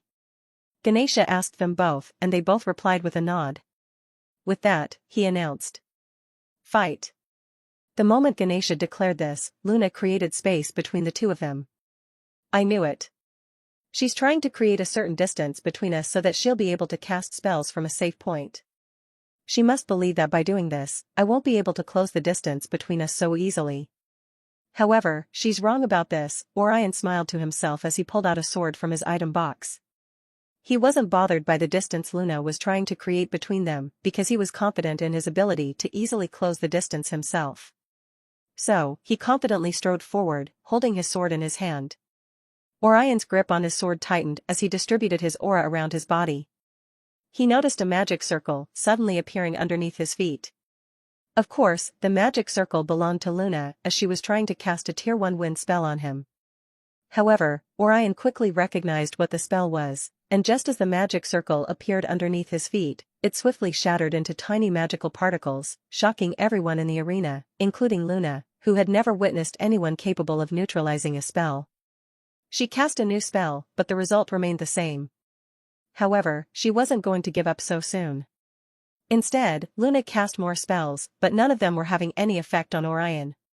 He kept altering the effect of her spells, pushing Luna to end up at her wit's end as she tried to figure out a way to counter any of Orion's attacks before it was too late. There was no doubt about it. Among her peers, Luna was clearly talented for her to have memorized a lot of Tier 1 spells, thereby enabling her to easily cast Tier 1 spells without chanting them out loud. However, that was the limit of her understanding. Her magical affinities were wind magic and plant magic, so she had memorized all Tier 1 wind and plant magic spells, but not the Tier 2 spells. Anyone could memorize a magic circle, but it wasn't easy to do so, and it was time-consuming as well. It would only become more difficult to memorize if a mage tried to memorize magic circles of higher tiers. Hence, why Luna had found it difficult to memorize a Tier 2 spell for both her wind and plant magic affinity. And this was where Orion had the upper hand because he had already successfully memorized all Tier 2 spells and magic circles for both of her magical affinities, making it easier for him to easily alter or neutralize all of the Tier 1 spells Luna was casting. At this point, it was easy for everyone to see who had the upper hand in this fight. Unlike Orion, who was both proficient in using aura and mana, Luna only specialized in using mana. This meant that she had no experience in direct combat and so wouldn't be able to parry any of Orion's sword attacks once he decided to strike. Everyone could clearly see that the moment Orion decided to strike, Luna would certainly lose this fight. However, hope wasn't lost. Luna was still very young, so she could use the fight to improve on her weaknesses and grow stronger in the future. She was currently 15 years of age, which meant she had a lot of time to grow and improve on what she had learned so far. But Luna had no intention of giving up so soon, even though a lot of the tournament officials and spectators expected her to. Just like every other contestant who had participated in the tournament, Luna had her own personal reason for participating in the tournament. Contestants from humble backgrounds joined the contest with the hope of becoming a noble or being recognized as a knight for the Elven Kingdom. As for the young nobles participating in the tournament, they simply wished to earn a noble title similar to that of their parents or a rank higher than that of their parents. This meant that the top 3 winners of the Junior Noble Elf tournament stood a chance of becoming a duke or earl, and they would officially be recognized and respected as a noble across the kingdom even though they might be between the ages of 10 and 17. However, this wasn't what Luna wanted. For as long as she could remember, Luna had always idolized Evelyn as her role model. She respected and revered her for the accomplishments she had made, including the fact that she won the Junior Noble Elf tournament at a very young age. Since Evelyn could cast spells without chanting, Luna had been practicing to do the same for the past decade. Evelyn was the only elf in the whole kingdom who could successfully cast spells easily without chanting them out loud, and this was why Luna developed an interest in learning from Evelyn. Her only desire was to learn under the guidance of the queen, but Luna knew it would be impossible to have the queen of the kingdom willingly tutor and help her with the things she needed to improve on. So, she decided that the only way the queen might consider tutoring her was by winning the tournament. Although she was shocked to hear that the prince would participate in the tournament as well, Luna didn't allow this to deter her from her original goals and dreams. She was prepared to fight against the prince during the tournament and she was ready to win against him as well. However, she hadn't expected the difference between their talents to be so wide. There was no doubt about it, the prince was truly amazing. He was clearly the first elf to ever alter or neutralize a spell aimed towards him at such a young age. If he could do all these at the age of 10, there was no doubt that he was going to achieve even greater things in the future. Luna acknowledged the fact that Orion was clearly more talented than her, but she was unwilling to accept defeat so soon. As long as she could still breathe, she had a reason to win this battle. Orion might be the prince of the kingdom, and he might be more talented than her in spellcasting, but Luna's pride as an elf wouldn't allow her to give up on her dreams so easily. She refused to go down without a fight. Luna stretched out her arms, and 5 different magic circles appeared before Orion. 4 of the magic circles were directly in front of him while the 5th magic circle was directly underneath his feet. Unlike before, Luna was no longer casting a single spell at Orion, now, she was casting 5 spells at the same time. However, Orion was familiar with all 5 spells, and he cancelled out all of them at the same time. However, to his surprise, Luna didn't cast 5 spells, there had actually been 6 spells, and the last magic circle was behind him. Orion hurriedly turned around to neutralize the 6th magic circle, but it was already too late, meaning that Luna was able to successfully cast her Tier 1 plant magic spell without Orion neutralizing it. 10 vine warriors popped out of the magic circle to launch a series of attacks at Orion. The vine warriors were exactly as their names suggested. They were small humanoid warriors made completely out of vines. They were as tall as the knee of a full-grown elf male, and each of them had vine swords and shields in their hands.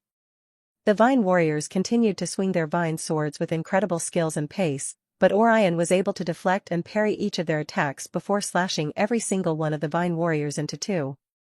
The moment he was done, Orion turned around to return his attention back to Luna, but a new magic circle was already behind her. However, this magic circle was different from the ones she had been using before now. It was actually a summoning spell. It turned out that Luna was summoning her spirit guardian, but she had two spirit guardians, and her spirit guardians were fairies. A Gale Wing Fairy and a Moonlight Fairy. Both fairies were tiny and were similar to the fairies Orion was used to seeing in movies and video games, but their bodies began to glow and their limbs began to stretch, merging with their wings.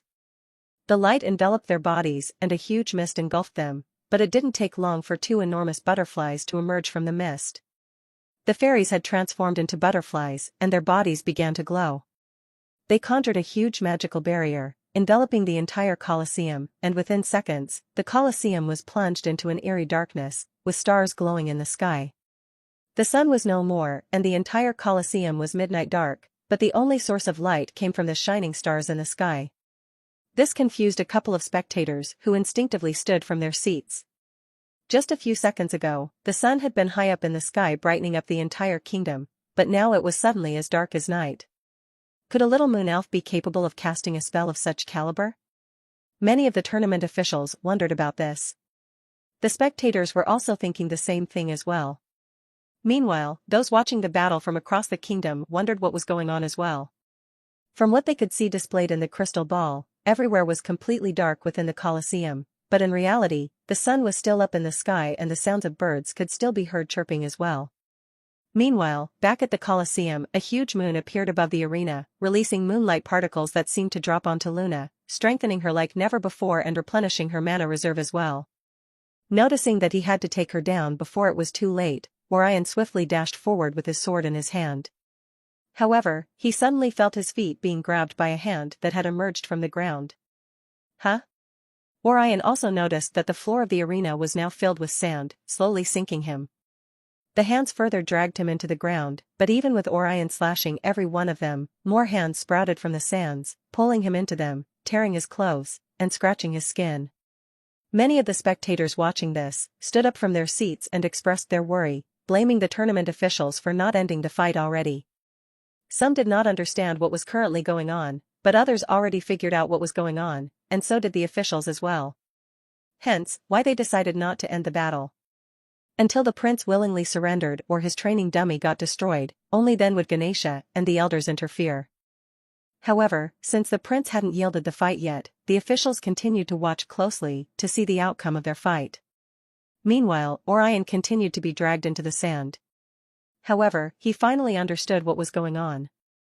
Before their fight began, Orion had assumed that he knew Luna's strengths and weaknesses. She was clearly a moon elf whose specialty was being proficient in using magic, with her magical affinities being wind and plant magic. He had watched all of her previous fights in the arena, so he had expected her to complement her inexperience in combat by making use of her Vine Warriors. This was why he hadn't been surprised when Luna created 10 Vine Warriors to fight him. Luna had also been able to complete the first activity of the tournament within 6 minutes by creating 20 Vine Warriors who helped her to hunt 10 horned rabbits, so he predicted that she would use them again when fighting against him. However, he forgot to take into account her innate bloodline magical ability, which allowed her to create illusions.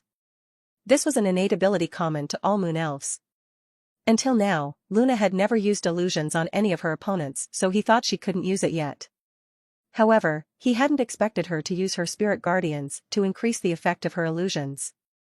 If Luna had created the illusions on her own, Orion would have probably been able to counter it on his own, but right now, she was creating this illusion with the help of her 2 spirit guardians, so technically, the fight was 3 against 1. Moreover, Orion had noticed for a while now that he couldn't activate any of his skills. It had been like this ever since the magical barrier was erected by the fairies who transformed into butterflies. He had been trying several times now to use some of his skills, but he couldn't, and the reason for that was because of the Gale Wing Fairy. Not only was the Gale Wing Fairy nullifying his ability to use any of his skills, but the Moonlight Fairy kept absorbing his mana as he was being sucked into the sands. If Orion weren't a high elf with a huge mana capacity, he would have probably been unconscious by now due to mana exhaustion. But right now, he wasn't the one exhausting his mana. Instead, his mana was being forcibly absorbed by the Moonlight Fairy. With the rate at which his mana was being absorbed, it was only a matter of time before he became too weak to do anything. At least, this was what Orion wanted her to believe.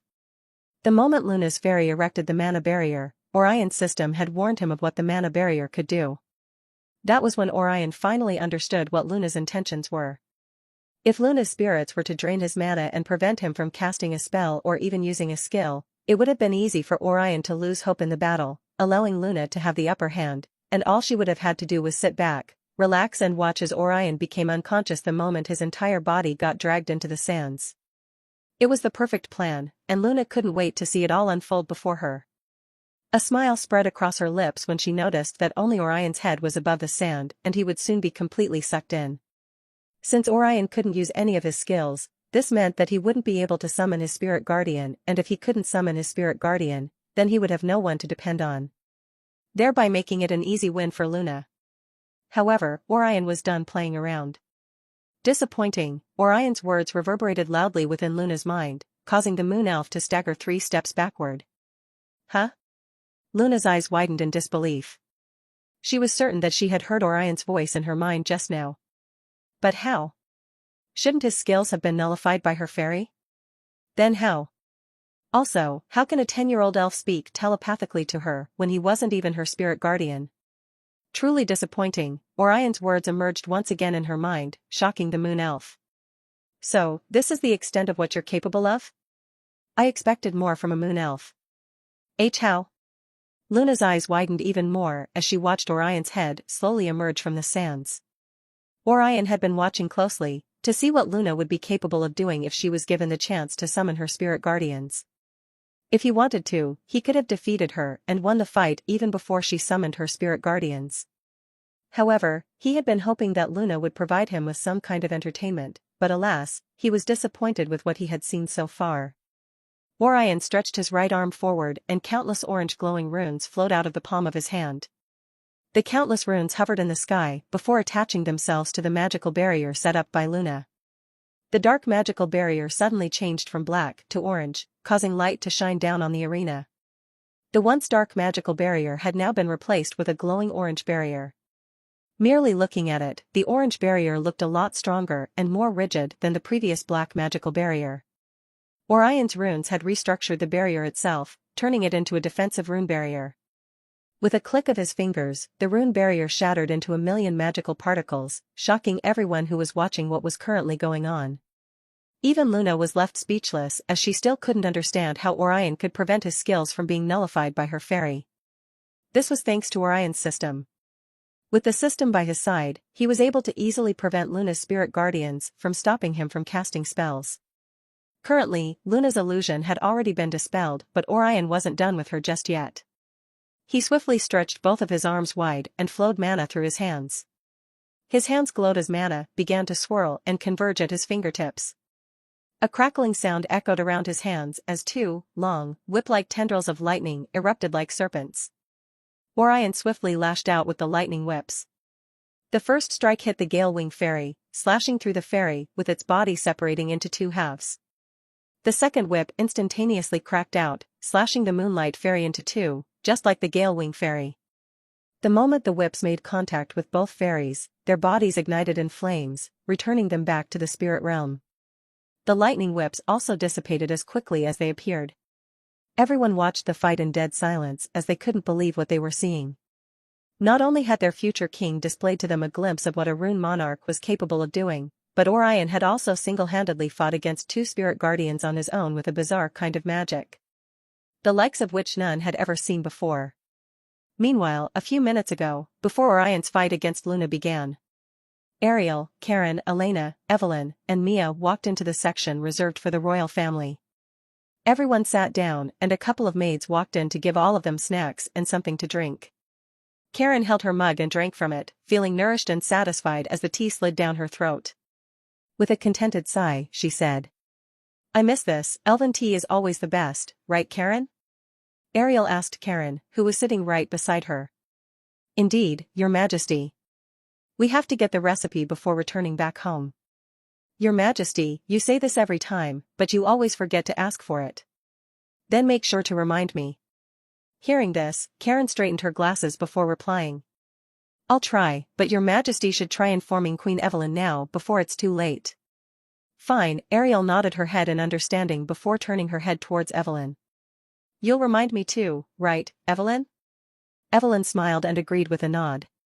Good, you had better remind me, or else I'll grope your nom nom. Karen shoved a cookie into Ariel's mouth before she could complete her sentence. Please eat, and enjoy the fight. The moment Karen said this, Orion and Luna stepped into the arena, and it didn't take long for the fight to start. Is that the prince?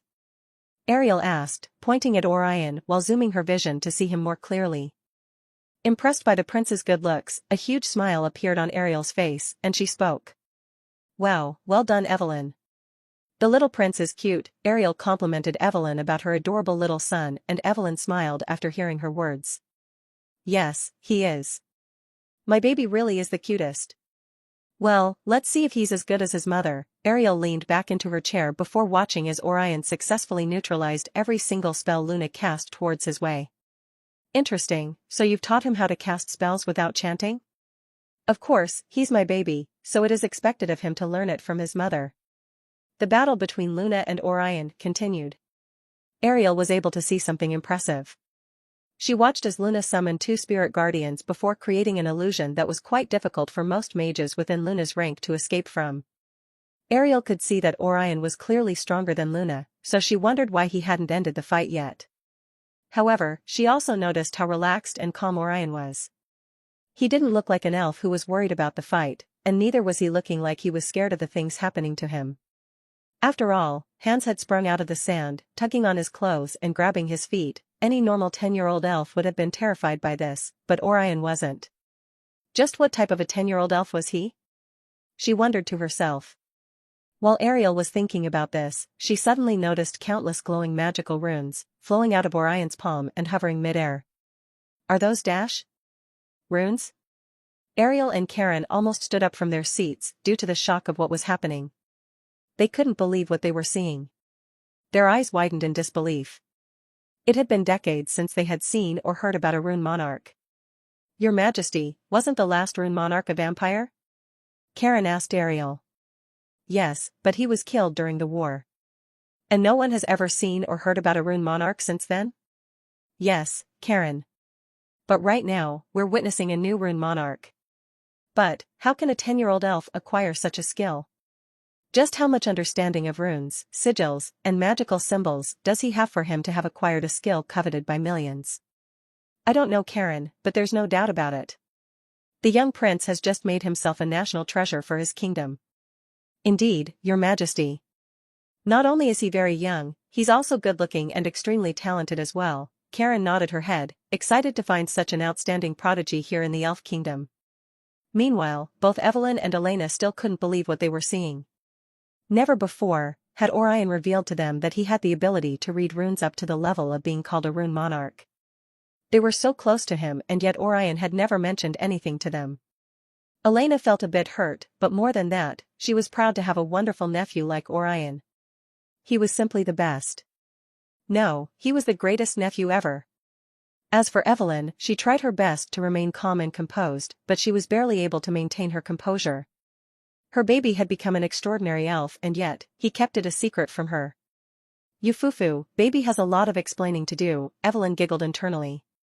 She was so proud of her baby that she wanted to end the tournament now and swiftly take her baby back to the castle, where she would rain kisses on him and protect him as he had now become the nation's treasure. However, she was sure Orion wouldn't like this. He might like the kissing part, but she knew her baby also wanted his freedom and the right to make his own choices as well. Just because he had become someone extremely important to the kingdom, Evelyn would never want to do anything that would make her baby unhappy. As long as her precious little baby was happy, Evelyn would always be happy as well. Although she was sad that she had never been able to acquire the rune monarch skill before, she was also extremely proud of her little bundle of joy, and she couldn't wait to rain kisses on his cheeks the moment the tournament was over. Hey Evelyn, Ariel called out to Evelyn, dragging Evelyn's attention towards her. Well, since you're a very busy queen, unlike me, I think your son will best be protected in my dash. Nope, Evelyn replied, already knowing what Ariel was going to say. Huh? No? At least, let me finish.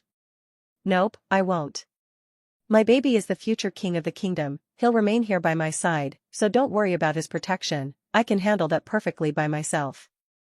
Thanks for your concern though, you baby-stealing sea goddess. Hearing this, Ariel clicked her tongue in disappointment. She wasn't happy that her plan hadn't worked, but she wasn't going to give up so soon. She swiftly leaned closer to Karen, who was sitting right beside her, and she whispered. Hey Karen, the plan didn't work, what are we going to do now? Karen leaned towards Ariel as well and whispered. We could grab the prince while Queen Evelyn is asleep and take him back with us to the kingdom? Ariel completed what Karen had in mind. Indeed, your majesty. Hee hee. You see Karen, that's why I like you so much. You always know what to say to make me feel happy. Your kind words are wasted on someone as insignificant as me. Nonsense, Karen. You're my best friend. Of course, I would be willing to praise you anytime the situation calls for it. Thank you so much, your majesty. Does this mean you'll grant one of my selfish requests? What is it? I'll at least hear you out first, before making a decision. Thank you, my friend. Please allow me to become Princess Elena's attendant for just one night. Thank you, my friend. Please allow me to become Princess Elena's attendant for just one night. You conniving little kraken, you're trying to betray me by informing Elena about our plans, aren't you? Tisk, Karen clicked her tongue, surprised by how Ariel was able to discover her plan even before she could execute them.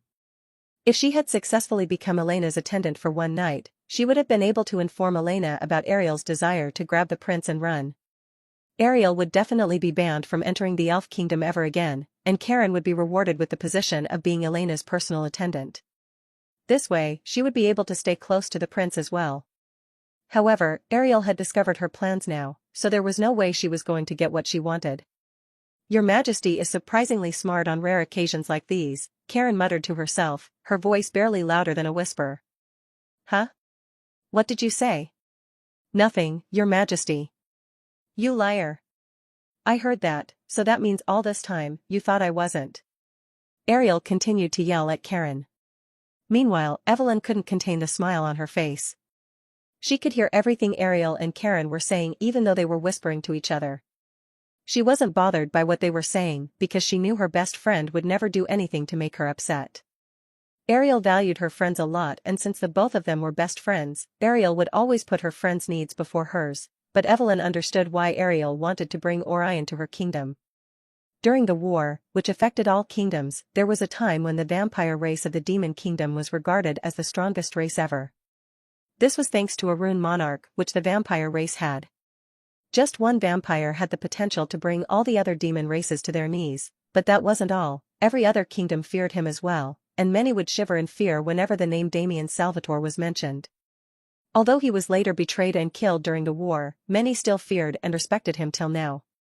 Just as his talents had many destructive effects, the strong powerhouses of every kingdom across the world also recognized the benefits that could be derived from having a young rune monarch who could be nurtured carefully to achieve great things. This was why Ariel wanted to take Orion before the world recognized his talents.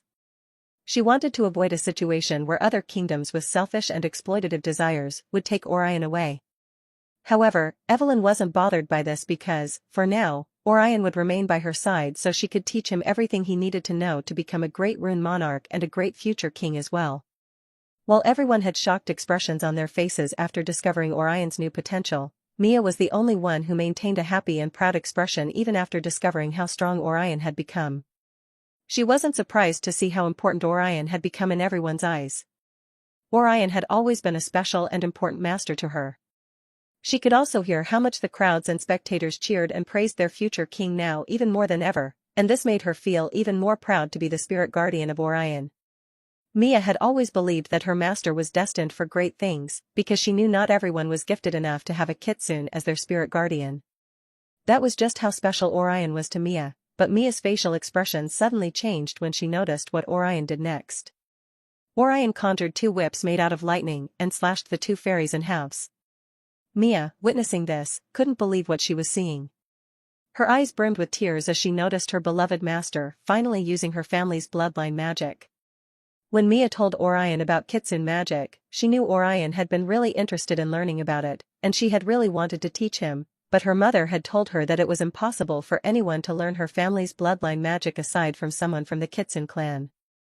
Mia hadn't been happy about this because she had really wanted to make her beloved master very happy, but because she couldn't teach him, she gave up on the idea of Orion learning Kitsun magic. However, now that Orion was using her family's lowest-tier magic, Mia couldn't wait to spar and train with him to teach him even cooler and stronger battle techniques. Mia continued to watch as the battle finally came to an end, with Luna dropping to her knees and yielding to fight. Ganesha announced Orion as the winner, and the crowd cheered and praised Orion as the Junior Noble Elf tournament finally came to an end, with Orion being the ultimate champion. Mia immediately rose from her seat without her even knowing. Her tails wagged excitedly while she watched her beloved master being praised and cheered on. She swiftly turned towards Evelyn to see if she could see Orion now. "I'm sorry, Mia, baby still has one more thing to do. I promise to allow you to see him tomorrow the moment the final activity of the tournament is over." Evelyn patted Mia's head with a smile on her face. "Okay," Mia replied sadly.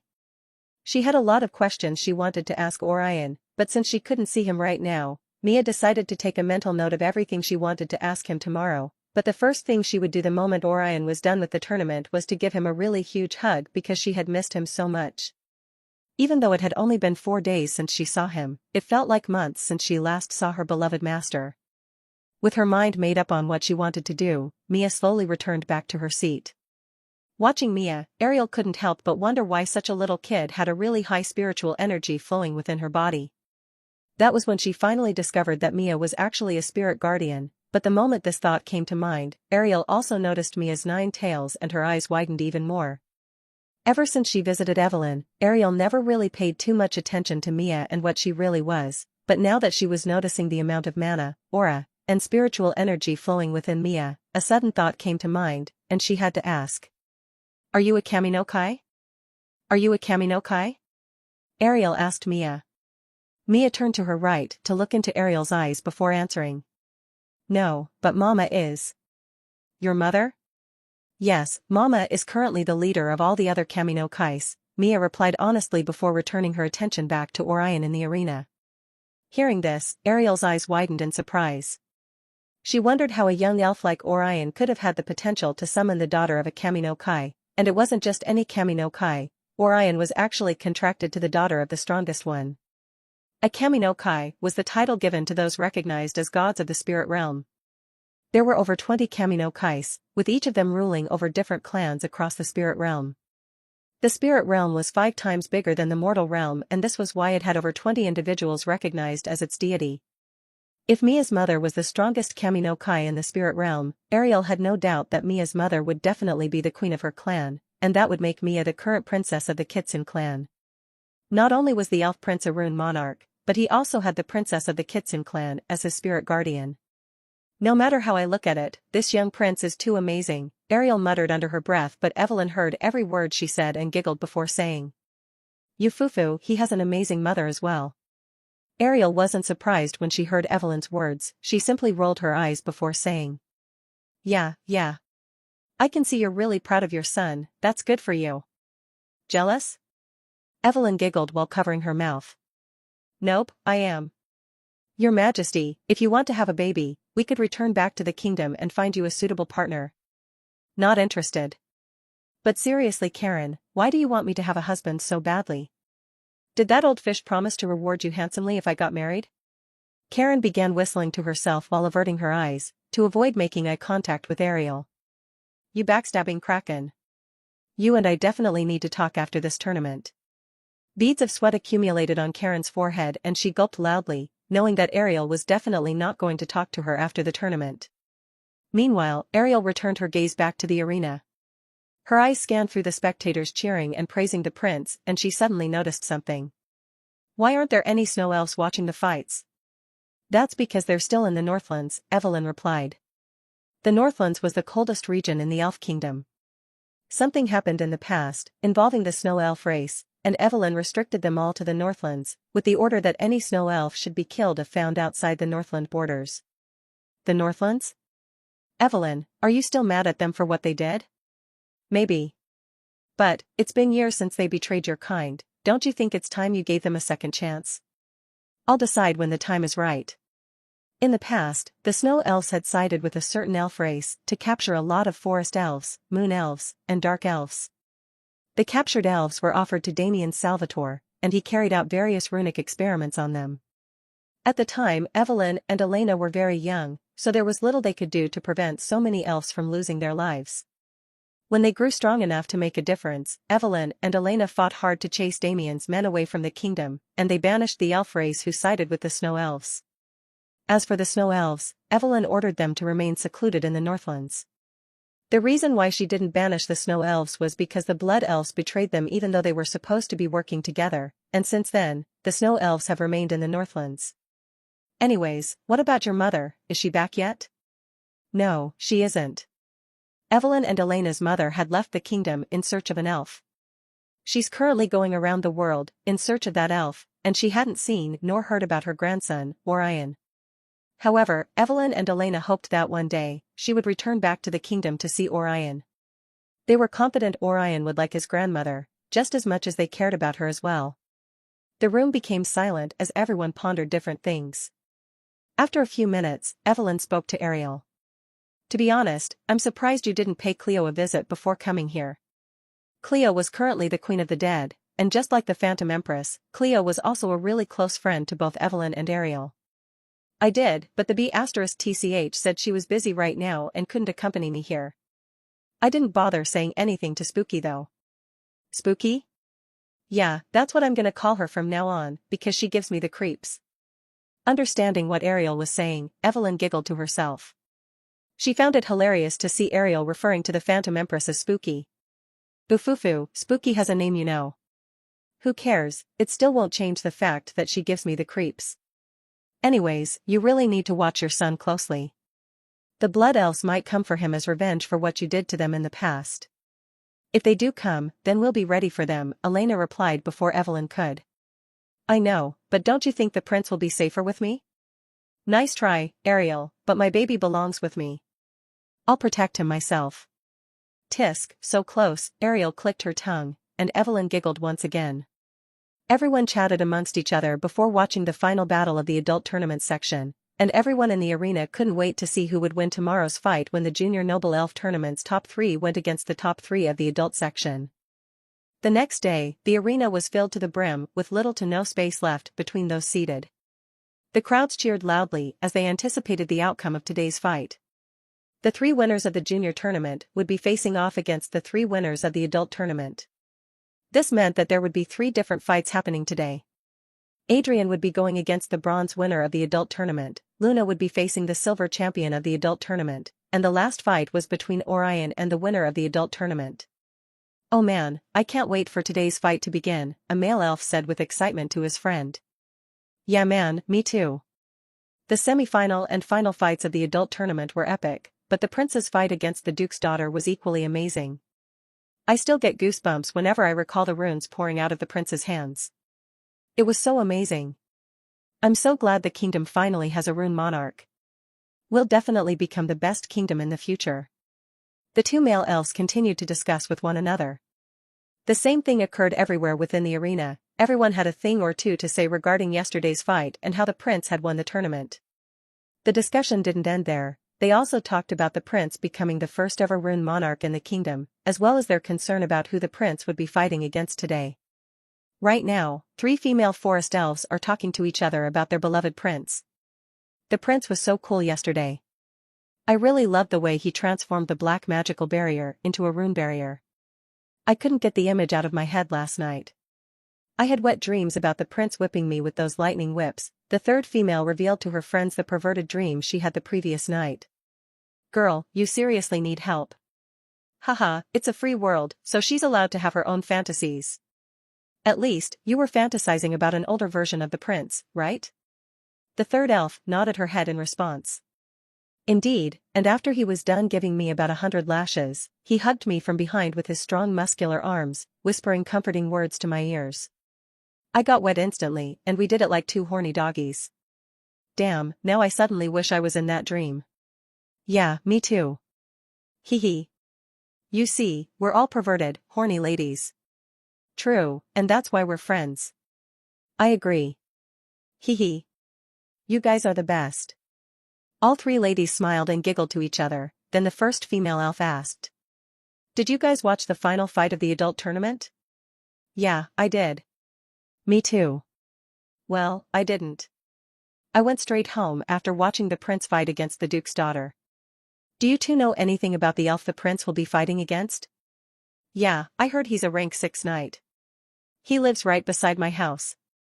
A rank 6? I'm worried the prince might not win. Me too, but I heard all the top 3 of the adult tournament section will be suppressing their rank to that of their opponent. Yeah, I heard that too. That's great.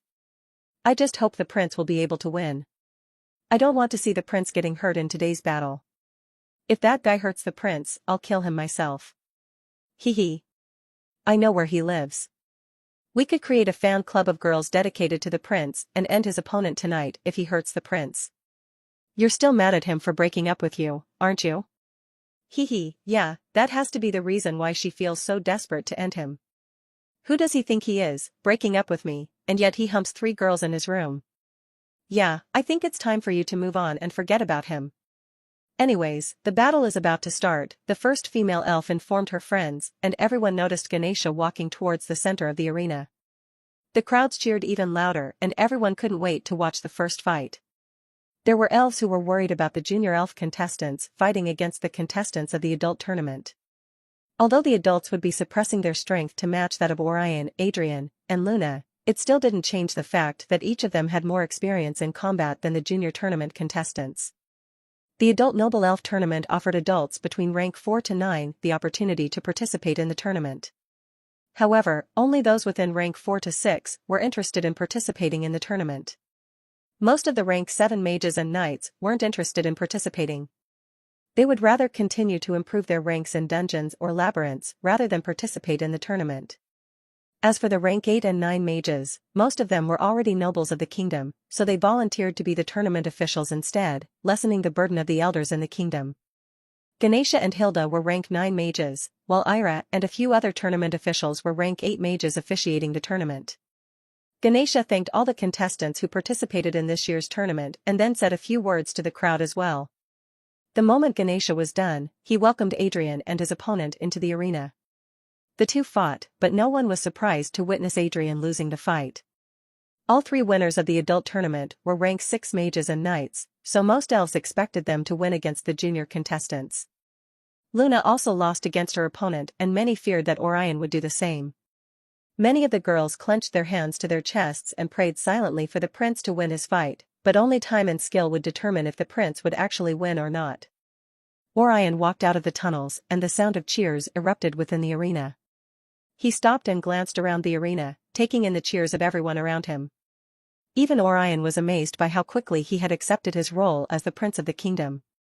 Before the tournament began, he had always found it unsettling to have so many eyes watching him, but now, he didn't feel uncomfortable whenever he heard his royal subjects praising and cheering him on. In fact, it made him feel like he could accomplish anything as long as he had his adoring fans by his side. Seeing them like this makes me feel like I'm a celebrity, Orion uttered in his thoughts with a smile on his face before listening to what the crowds were saying. Prince Galder. Prince Galder.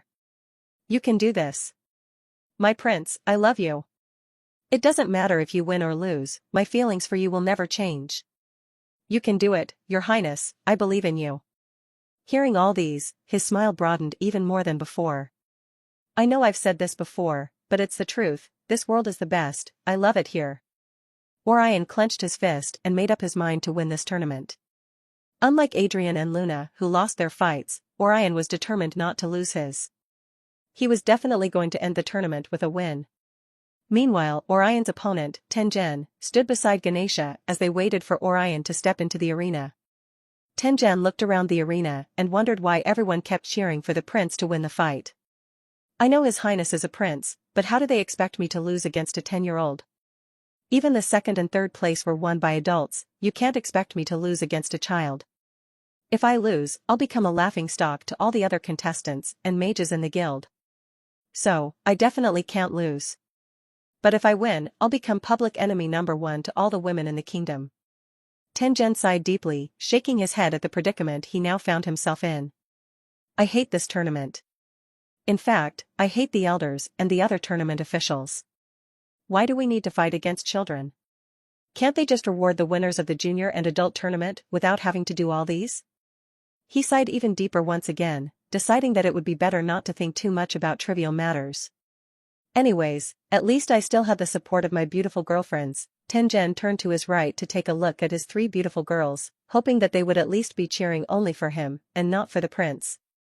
Prince Galder. You can do this. Finish him. Break his bones. Make him scream in pain. Tingen's mouth dropped to the ground at this. He couldn't believe what he was hearing from his girlfriends. Weren't they supposed to be his girls? Then, why would they want him to lose? Didn't he join the tournament for them? Tengen came from a humble background, so he had worked and trained very hard with the hope of winning the tournament. This was because, if he won, he would be rewarded with the title of a noble, and Tengen wanted to become a noble so that he would be able to have enough gold coins to take care of all his three girls. But now, rather than supporting him as his future wives, they were supporting the prince instead. Tengen gritted his teeth in rage and circulated his aura throughout his body. Those backstabbing SL*TS. I'm definitely going to win this fight. And once I do, I'll fuck them so hard tonight, they'll beg me to stop. Of course, I won't stop until I'm satisfied. No, that won't be enough. I'm definitely going to have some intense bondage sex with them as well. Tengen chuckled to himself like an evil mastermind. Ganesha, standing beside him, wondered what was wrong with Tengen. To be on the safe side, he took a few steps away from Tengen. Who knew, maybe Tingen's behavior could actually be contagious. Are you ready? Ganesha asked Tengen. Yes. Tengen replied. Ganesha asked Orion as well, and Orion replied with a nod. Satisfied that both fighters were ready, Ganesha yelled. Fight! Without wasting a second, Orion instantly coated his body with lightning and vanished from where he stood to reappear right in front of Tengen. With a lightning-fast punch, Orion struck Tingen's face, with his aura strengthening the intensity of his punch. The dummy linked to Tengen cracked around the face and Tingen's body arched backward as it flew off the ground. But before he could escape, Orion conjured a whip of lightning. The whip wrapped around Tengen, pulling him back to Orion with incredible force. Orion landed another punch on Tingen's face, once again causing Tengen to fly backward, but Orion pulled him back to him for the second time. This time, Orion didn't punch him in the face, instead, he placed his hand on Tingen's face, and glowing orange runes burst forth from his palm, enveloping Tengen in runes that attached themselves to his body like tattoos. Orion distanced himself from Tengen because, unlike the runic barrier he had restructured yesterday when fighting against Luna, these runes were explosive runes and were more dangerous than a basic fireball spell. He turned towards the officials standing beside the dummy linked to Tengen and told them to leave. The officials had noticed the runes glowing on the dummy as well but hadn't thought much of it. However, since the prince was warning them to leave, they didn't need to think twice before heeding the command of a rune monarch. The runes glowed brightly, and then in a blinding flash, the dummy linked to Tengen exploded into a million splintered pieces, showering the surrounding area with wooden shards. Meanwhile, Tengen screamed in pain before falling unconscious. Everyone watching the fight couldn't believe what they had just witnessed, even Ganesha and the elders had their eyes and mouths opened wide. It hadn't even been a minute since the fight began and yet the prince had already won? The whole arena was as silent as a graveyard because no one had expected the prince to win so quickly. However, Ganesha quickly came back to his senses and yelled out loud, applying mana to his voice for everyone within the arena to hear. The winner of the Noble Elf tournament is Prince Galder, Ganesha announced, causing the crowd to come back to life. The arena erupted in cheers like never before, and everyone congratulated Orion for winning the tournament, including Ganesha and the elders as well. Orion turned around and looked at everyone within the arena that was calling out his name. Tears unwittingly flowed down his cheeks and he tried his best to hide it. It was the first time he was feeling this way.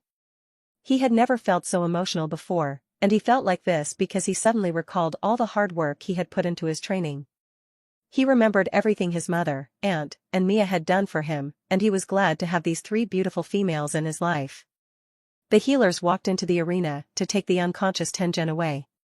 His three girlfriends also left their seats to check how he was doing in the treatment room. They might have supported the prince a few minutes ago, but they still loved their boyfriend a lot. They didn't care if he won or lost the tournament, their feelings for him didn't change, and it would always remain the same. Meanwhile, Orion waved goodbye to everyone in the arena before making his way to the tunnels. While walking, he could see Mia and Elena walking in his direction, but when Mia caught his eye from the distance, she instantly teleported herself in front of him to give him a hug. "I knew it," Mia said while hugging him a bit more tightly. "I knew Master would win the tournament." Hearing this, Orion's lips widened into a smile. "Thanks, Mia, I wouldn't have one without your help." Mia giggled and she felt really happy to hear her beloved master thanking her. However, she suddenly recalled the things she noticed yesterday while she had been watching Orion's fight against Luna. She wrapped her hands around Orion a bit more before saying to him, "Master is mean. Why didn't you tell me? You could use Mama's magic too, like me. We could have practiced a lot together." "Mia isn't happy with Master for not telling me." Orion slowly pulled back from the hug, then he placed both of his hands on her cheeks while looking straight into her eyes. "I'm sorry, Mia, I didn't mean to keep it a secret from you," he apologized telepathically, placing his forehead on hers while looking straight into her eyes. "Humph, Mia still hasn't forgiven Master yet." Mia harumphed and looked away from his eyes. Although she had already forgiven him, she didn't want Orion to know that she had forgiven him so quickly. Orion rolled his eyes with a smile. He could already see her tails wagging excitedly after hearing how he had said he was sorry, but because his spirit guardian was just so cute, he decided to make her even more happy. "How about we practice together for as long as you want?" "Really?" Mia asked, finally looking into his eyes. "Yes, just let me know when you're ready." "Then, can we start now?" Orion was about to give her a response, but he suddenly noticed Elena's hands on Mia's head. "Mia, don't you think it would be better for the two of you to train tomorrow?" Elena suggested while kneeling before Orion to give him a hug. Then she congratulated him on winning the tournament. "But..." Mia tried to protest but didn't know what else to say. She knew Orion might be feeling a bit tired after fighting against Tengen, but she really wanted to train with him. She had been feeling this way since she had watched his fight yesterday, and she couldn't wait to get started, but if Orion didn't want to train now, then she would wait until he was ready. "Aunt Elena, I don't mind training with Mia now if she wants to." "Really?" Mia asked, her eyes sparkling with excitement. She was worried her master wouldn't be interested in training with her now, but after hearing what Orion said, she was glad he was just as eager as her to train and spar together. Her master was simply the best. This was why she loved him so much. "Are you sure?" Elena asked Orion. "Yes, Auntie," Orion replied with a nod. "Alright then, you'll be allowed to train with Mia, but first, the two of you have to attend the award ceremony." "Okay," Orion and Mia replied in unison, then glanced at each other before giggling to themselves. They thanked Elena before they all moved on to meet Evelyn in the room reserved for the royal family. "What's Mama doing?" While they were walking, Orion suddenly wondered what Evelyn could possibly be doing for her to have not congratulated him till now. "She's currently saying a few things to the elders and tournament officials, but once she's done, she should..." "Oh, she's here." The moment Elena said this, Orion suddenly felt himself being lifted from the ground. It was his beautiful mother, and she instantly rained kisses on his face, causing Orion to giggle. "Hee hee. Mama, stop." Orion wanted Evelyn to stop because they weren't in the castle right now, and if anyone walked towards where they were, they would certainly see what she was doing. Although Evelyn wasn't bothered by this, she stopped herself from continuously kissing Orion, but instead looked into his eyes, then hugged him gently. "Oh, my sweet little prince. Mama wasn't expecting you to act so mature when answering all of Ganesha's questions. Your fights in the arena were really good too. Mama is so proud of you, sweetie. Oh, and congratulations on winning the tournament." "Thanks, Mama," Orion hugged her tightly in return. "I love you so much, sweetie." "I love you too, Mama. I love you more. And I love you the most." Hearing this, Evelyn's heart skipped a beat and her love for her precious little baby intensified once again. "Yufufu, that's it, baby just earned himself 100 kisses from Mama." Orion's face turned beet red when he suddenly realized what Evelyn wanted to do. "Huh? No. Mama, wait, everyone will see." "Yufufu, Mama doesn't care about that. It's baby's fault for making Mama so happy right now." So you had better take responsibility for what you've done. Evelyn continued to rain kisses all over his face, and Orion laughed and giggled with Elena and Mia smiling behind them. After Evelyn was satisfied with the amount of kisses she had rained on Orion, she teleported everyone back to the castle. They were now standing in front of Evelyn's bedroom door. "Sweetie, would you like to eat before you have to leave again?" Evelyn wanted everyone to have a bath and then change out of their clothes, and once they were done, everyone would head over to the place where the award ceremony was taking place. However, before doing all this, Evelyn wanted to know if Orion wanted to eat before leaving the castle. If he was hungry, then Evelyn would inform the maids to prepare something for him so that once he was done bathing and dressing, he would eat. "No, Mama." "Are you sure?" "Yes, Mama." "Okay, sweetie, but what about you, Mia? Are you hungry?" Mia shook her head in response. Since Orion wasn't interested in eating, then she wasn't interested in eating either. Also, Mia wanted to make sure she would be able to move freely and easily once her sparring with Orion began. Meanwhile, Elena sighed deeply because she knew the reason why both Orion and Mia weren't interested in eating. "Maybe we should take some snacks along with us when leaving. They're probably not interested in eating right now because they want to train together later today." Hearing Elena's words, Evelyn wondered why Mia and Orion would prefer to train today when they could just do it tomorrow. "Can't the both of you train tomorrow instead?" she asked Orion. "No, Mama, it has to be today. Please, can we do it?" Orion pleaded as he clamped his fingers together. "Please, Your Majesty." Mia made the same gesture as Orion and pleaded as well. Evelyn didn't want them to train today. She saw no reason why they had to train today of all days. She knew they could easily train any other time, so she would rather they train tomorrow or any other day, as long as it wasn't today.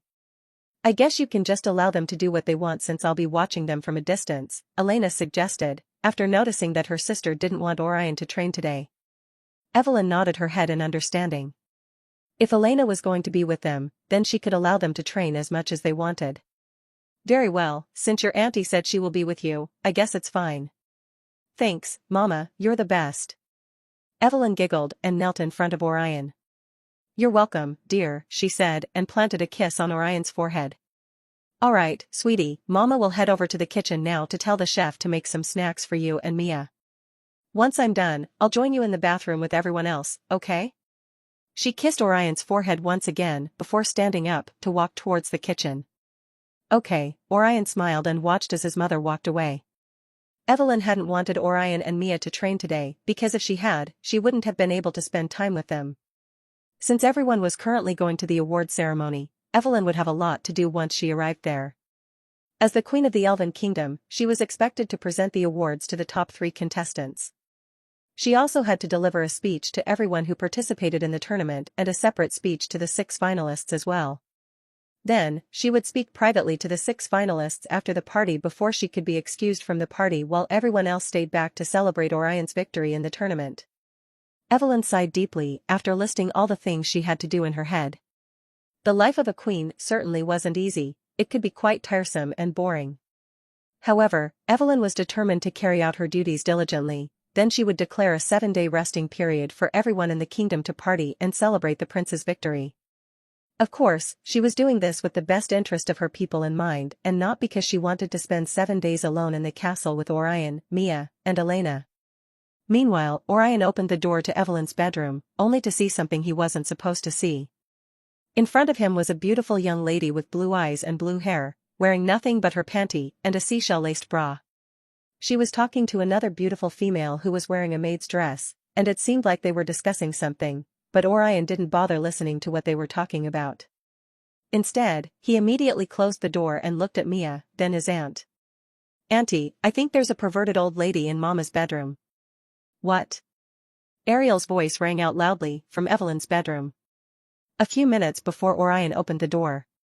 Right after the tournament ended with Orion being declared as the winner, Elena and Mia went to congratulate Orion while Evelyn decided to talk to the elders and tournament officials concerning matters relating to the awards ceremony coming up in an hour.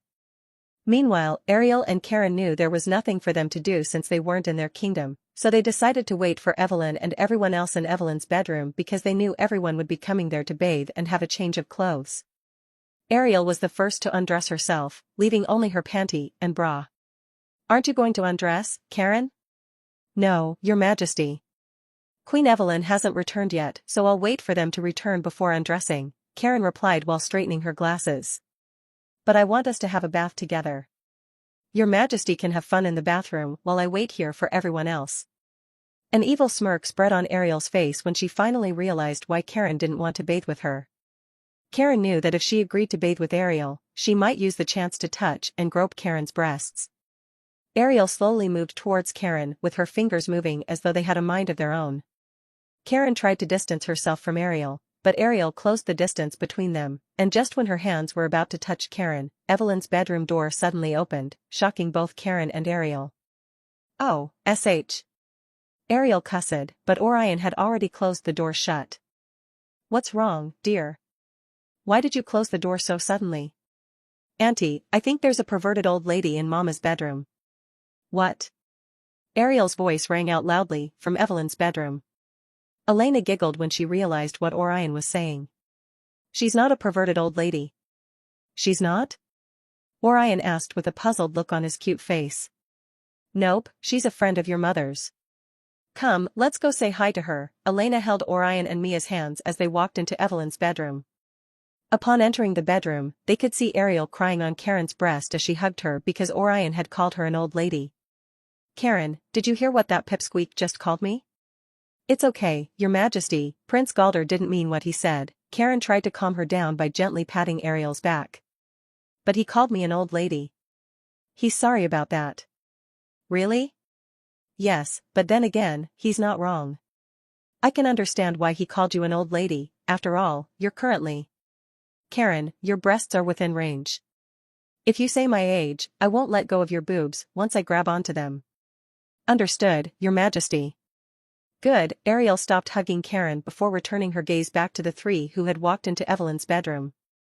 Orion dear, this is Queen Ariel, the mermaid queen and goddess of the sea, and the beautiful maid behind her is Karen. Elena introduced Ariel and Karen to Orion. A vein popped out on Ariel's forehead when she realized what Elena had done with the introductions she made. Hey, Elena, why didn't you use the word beautiful when introducing me? I would rather she used the words perverted old lady, Karen muttered to herself behind Ariel. I heard that, Karen. Yeah, hey. Karen shrieked and took 3 steps away from Ariel. However, Ariel's attention was suddenly dragged towards Orion when she heard what Orion said. What? Is this true? Is what true? Ariel asked, confused as to why Orion was looking so excited. You're a mermaid? Hearing this, Ariel's lips widened. Oh, you've heard about mermaids? Yes, Mama has told me a lot about them, and even about you too. Oh, she did, huh? What did she say about me? She said you're really strong and beautiful. Foo.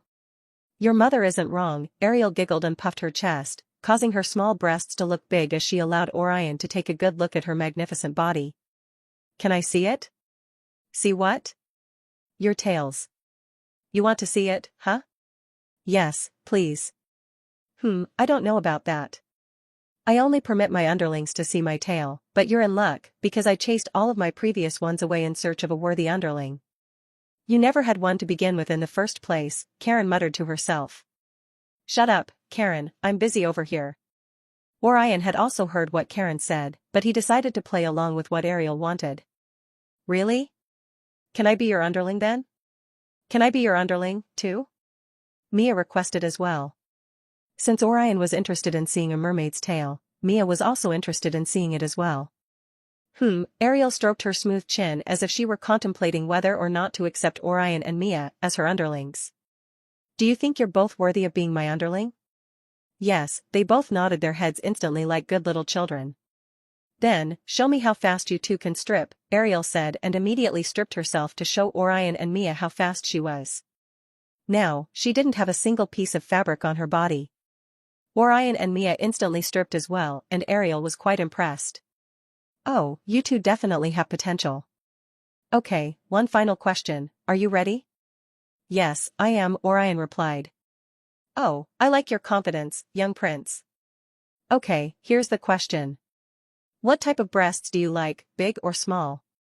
Orion noticed how Ariel raised her chest higher after asking the question.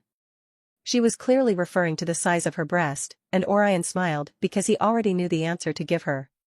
Of all the women in the bedroom, Ariel was the only one with small breasts when compared to that of Karen, Elena, and Evelyn, so it was easy for Orion to know what his answer would be. "So, young prince, what type of breasts do you like?"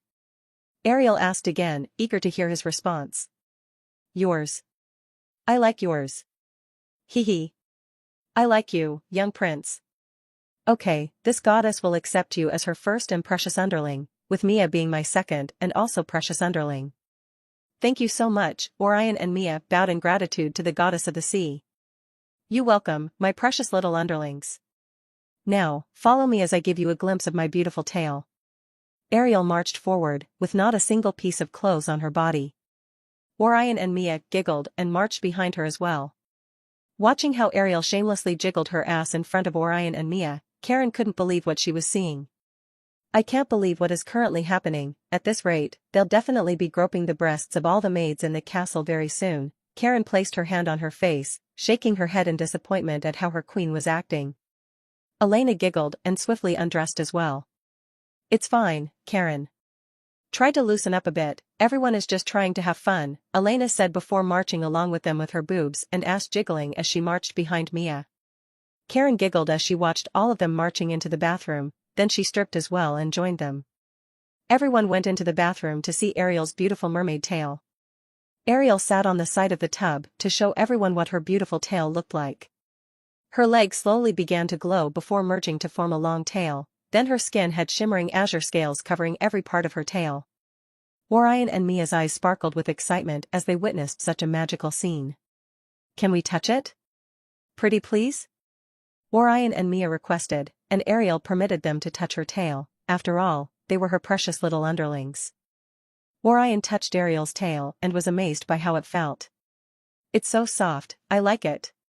"Me too." Mia also touched Ariel's tail and liked the way it felt. Seeing how the both of them looked so excited at the way her tail felt, Ariel was really happy. She giggled and allowed them to play with it some more. After a while, her tail returned back to a pair of human legs. "Are you happy now?" "Yes, Goddess Ariel. Your tail was amazing," Orion said as he bowed to the goddess. "Very amazing," Mia added as well. "Foo. My two underlings are the best. If you ever wish to see my tails again, just let me know, okay?" "Okay," Orion and Mia replied at the same time with a nod. "Good.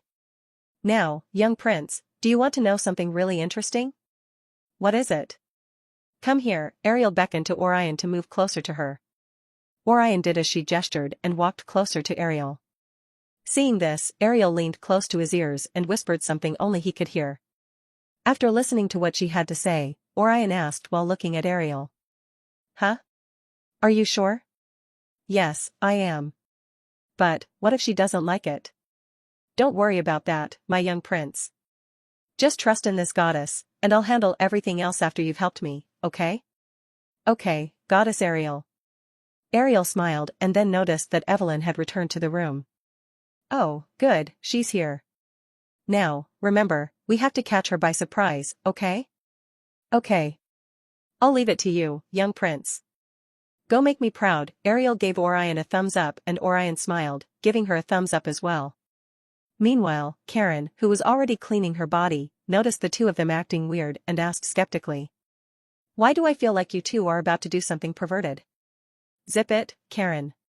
My underling is about to make me proud." "So that's what she wants to do," Elena's voice emerged from the back. Karen released a sigh the moment she understood what was about to happen. She decided to continue bathing herself rather than watch the scene that was about to unfold. Meanwhile, the door to Evelyn's bathroom opened, and Evelyn walked in without a single piece of clothing on her body. "Mama," Orion walked towards Evelyn with his arms wide open as though he wanted Evelyn to lift him up. Evelyn giggled, seeing how cute her little baby was. "What is it, sweetie? Were you waiting for me?" "Yes, but..." Evelyn noticed Orion leaning towards her ear to whisper a few words. "A perverted mermaid goddess is trying to grab your breasts by surprise when you least expect it. Is that so?" "Yes," Orion nodded his head in response.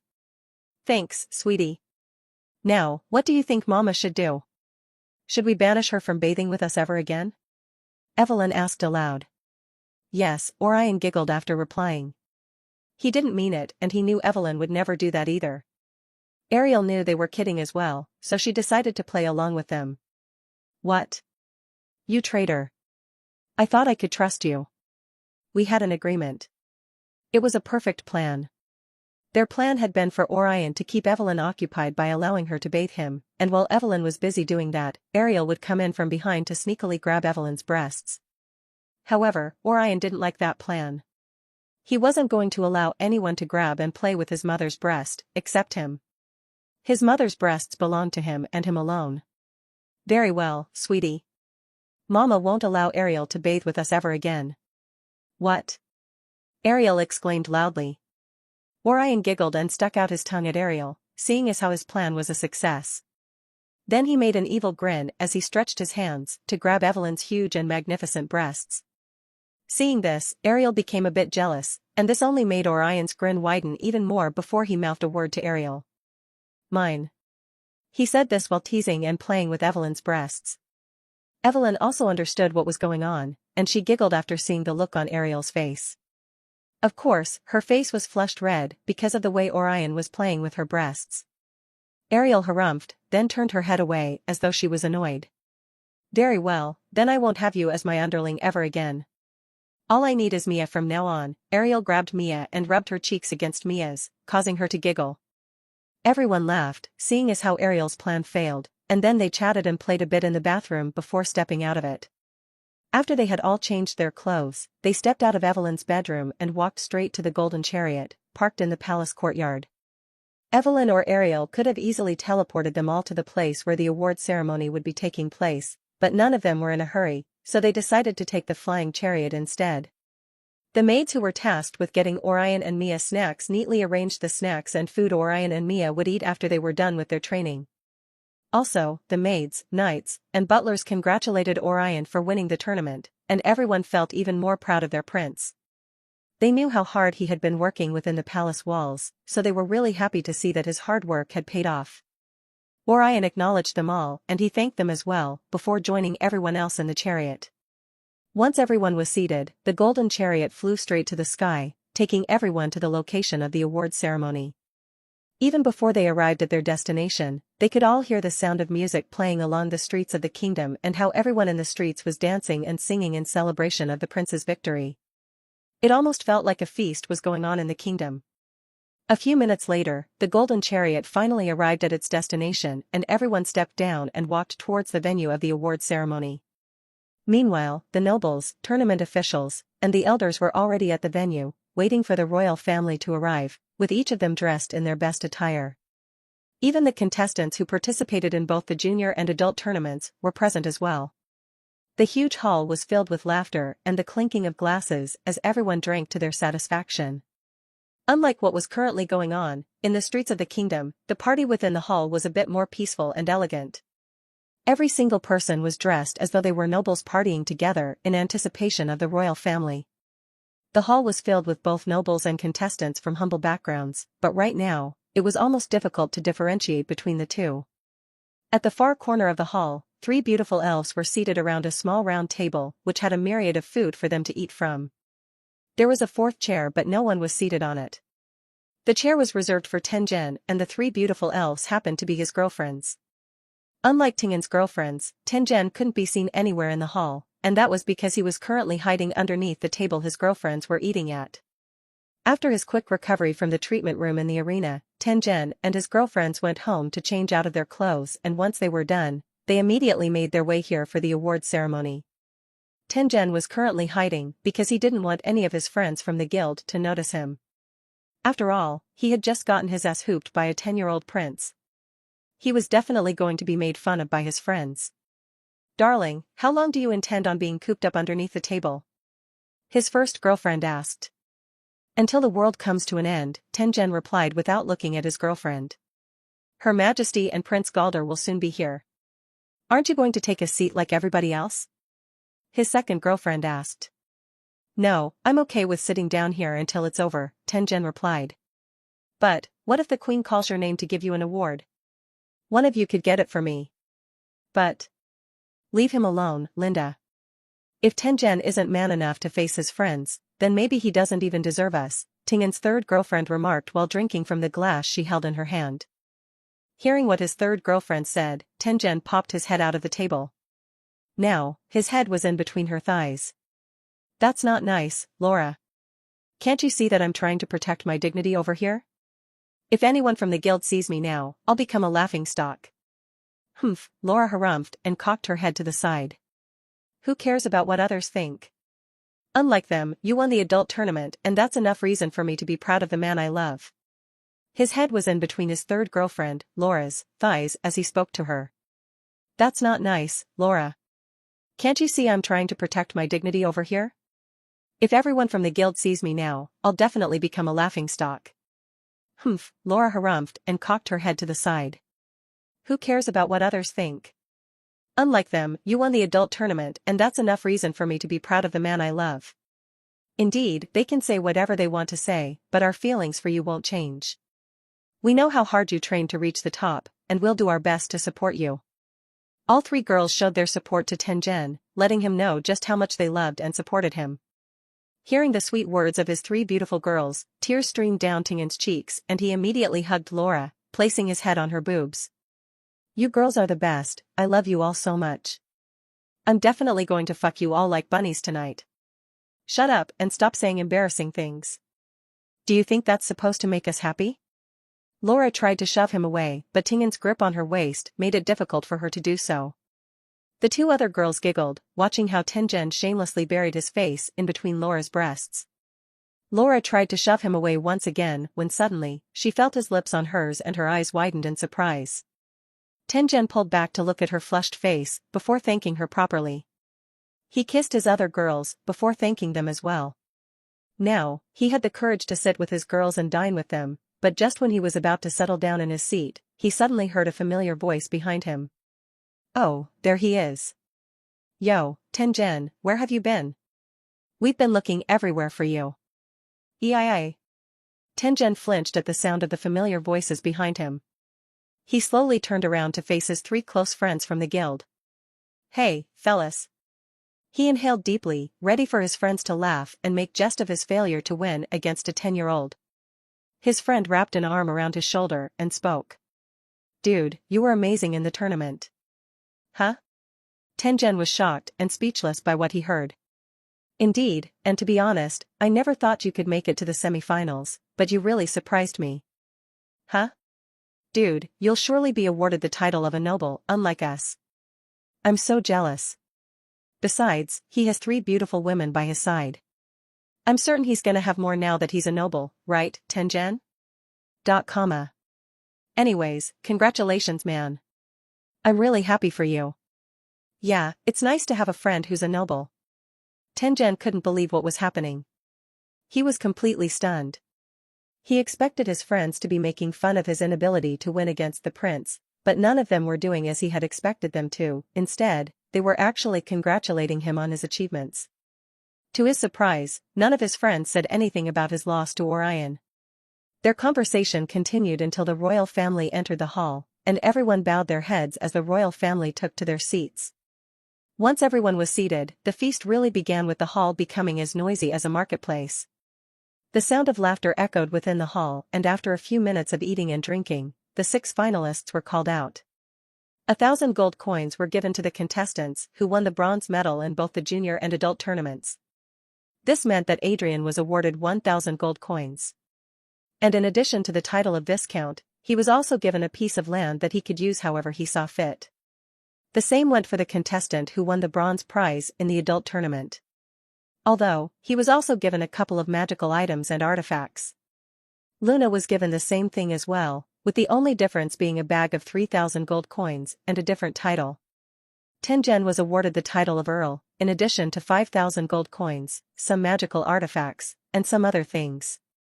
As for Orion, he won a mouth-watering 10,000 gold coins with some magical items and a large acre of land for him to do whatever he wanted with it. With that out of the way, Evelyn gave a speech to all the contestants who participated in the tournament. She also thanked the tournament officials and the elders for making this tournament a truly remarkable event, unlike all the other tournament officials in the past. Seeing this, Orion and Mia used the opportunity to leave the hall, with Elena trailing behind them. Some of the nobles wondered why the prince and Princess Elena were leaving the hall. When Evelyn noticed their gaze, she told them that Orion was simply exhausted, so he was on his way back home to take a nap. Of course, since the prince was still 10 years old, everyone understood it would be normal for an elf his age to feel tired and exhausted. So, they decided to focus their attention back on Evelyn's speech. The speech continued for a while, and then Evelyn had a private chat with the remaining 5 finalists in a separate room. Once she was done with this, she left, and everyone in the hall was allowed to drink and party like never before. The queen had already announced her desire to give everyone a 7-day resting period starting tomorrow, and everyone couldn't wait to eat and drink to their heart's content for a whole week. That was how the party of the award ceremony lasted for hours, with Evelyn returning back to the castle the moment she was done with her duties. Although Ariel and Karen accompanied her and kept her company, she wasn't really bored. She really wanted to see her precious little baby, so she hurried back home, knowing that Orion would be done sparring with Mia.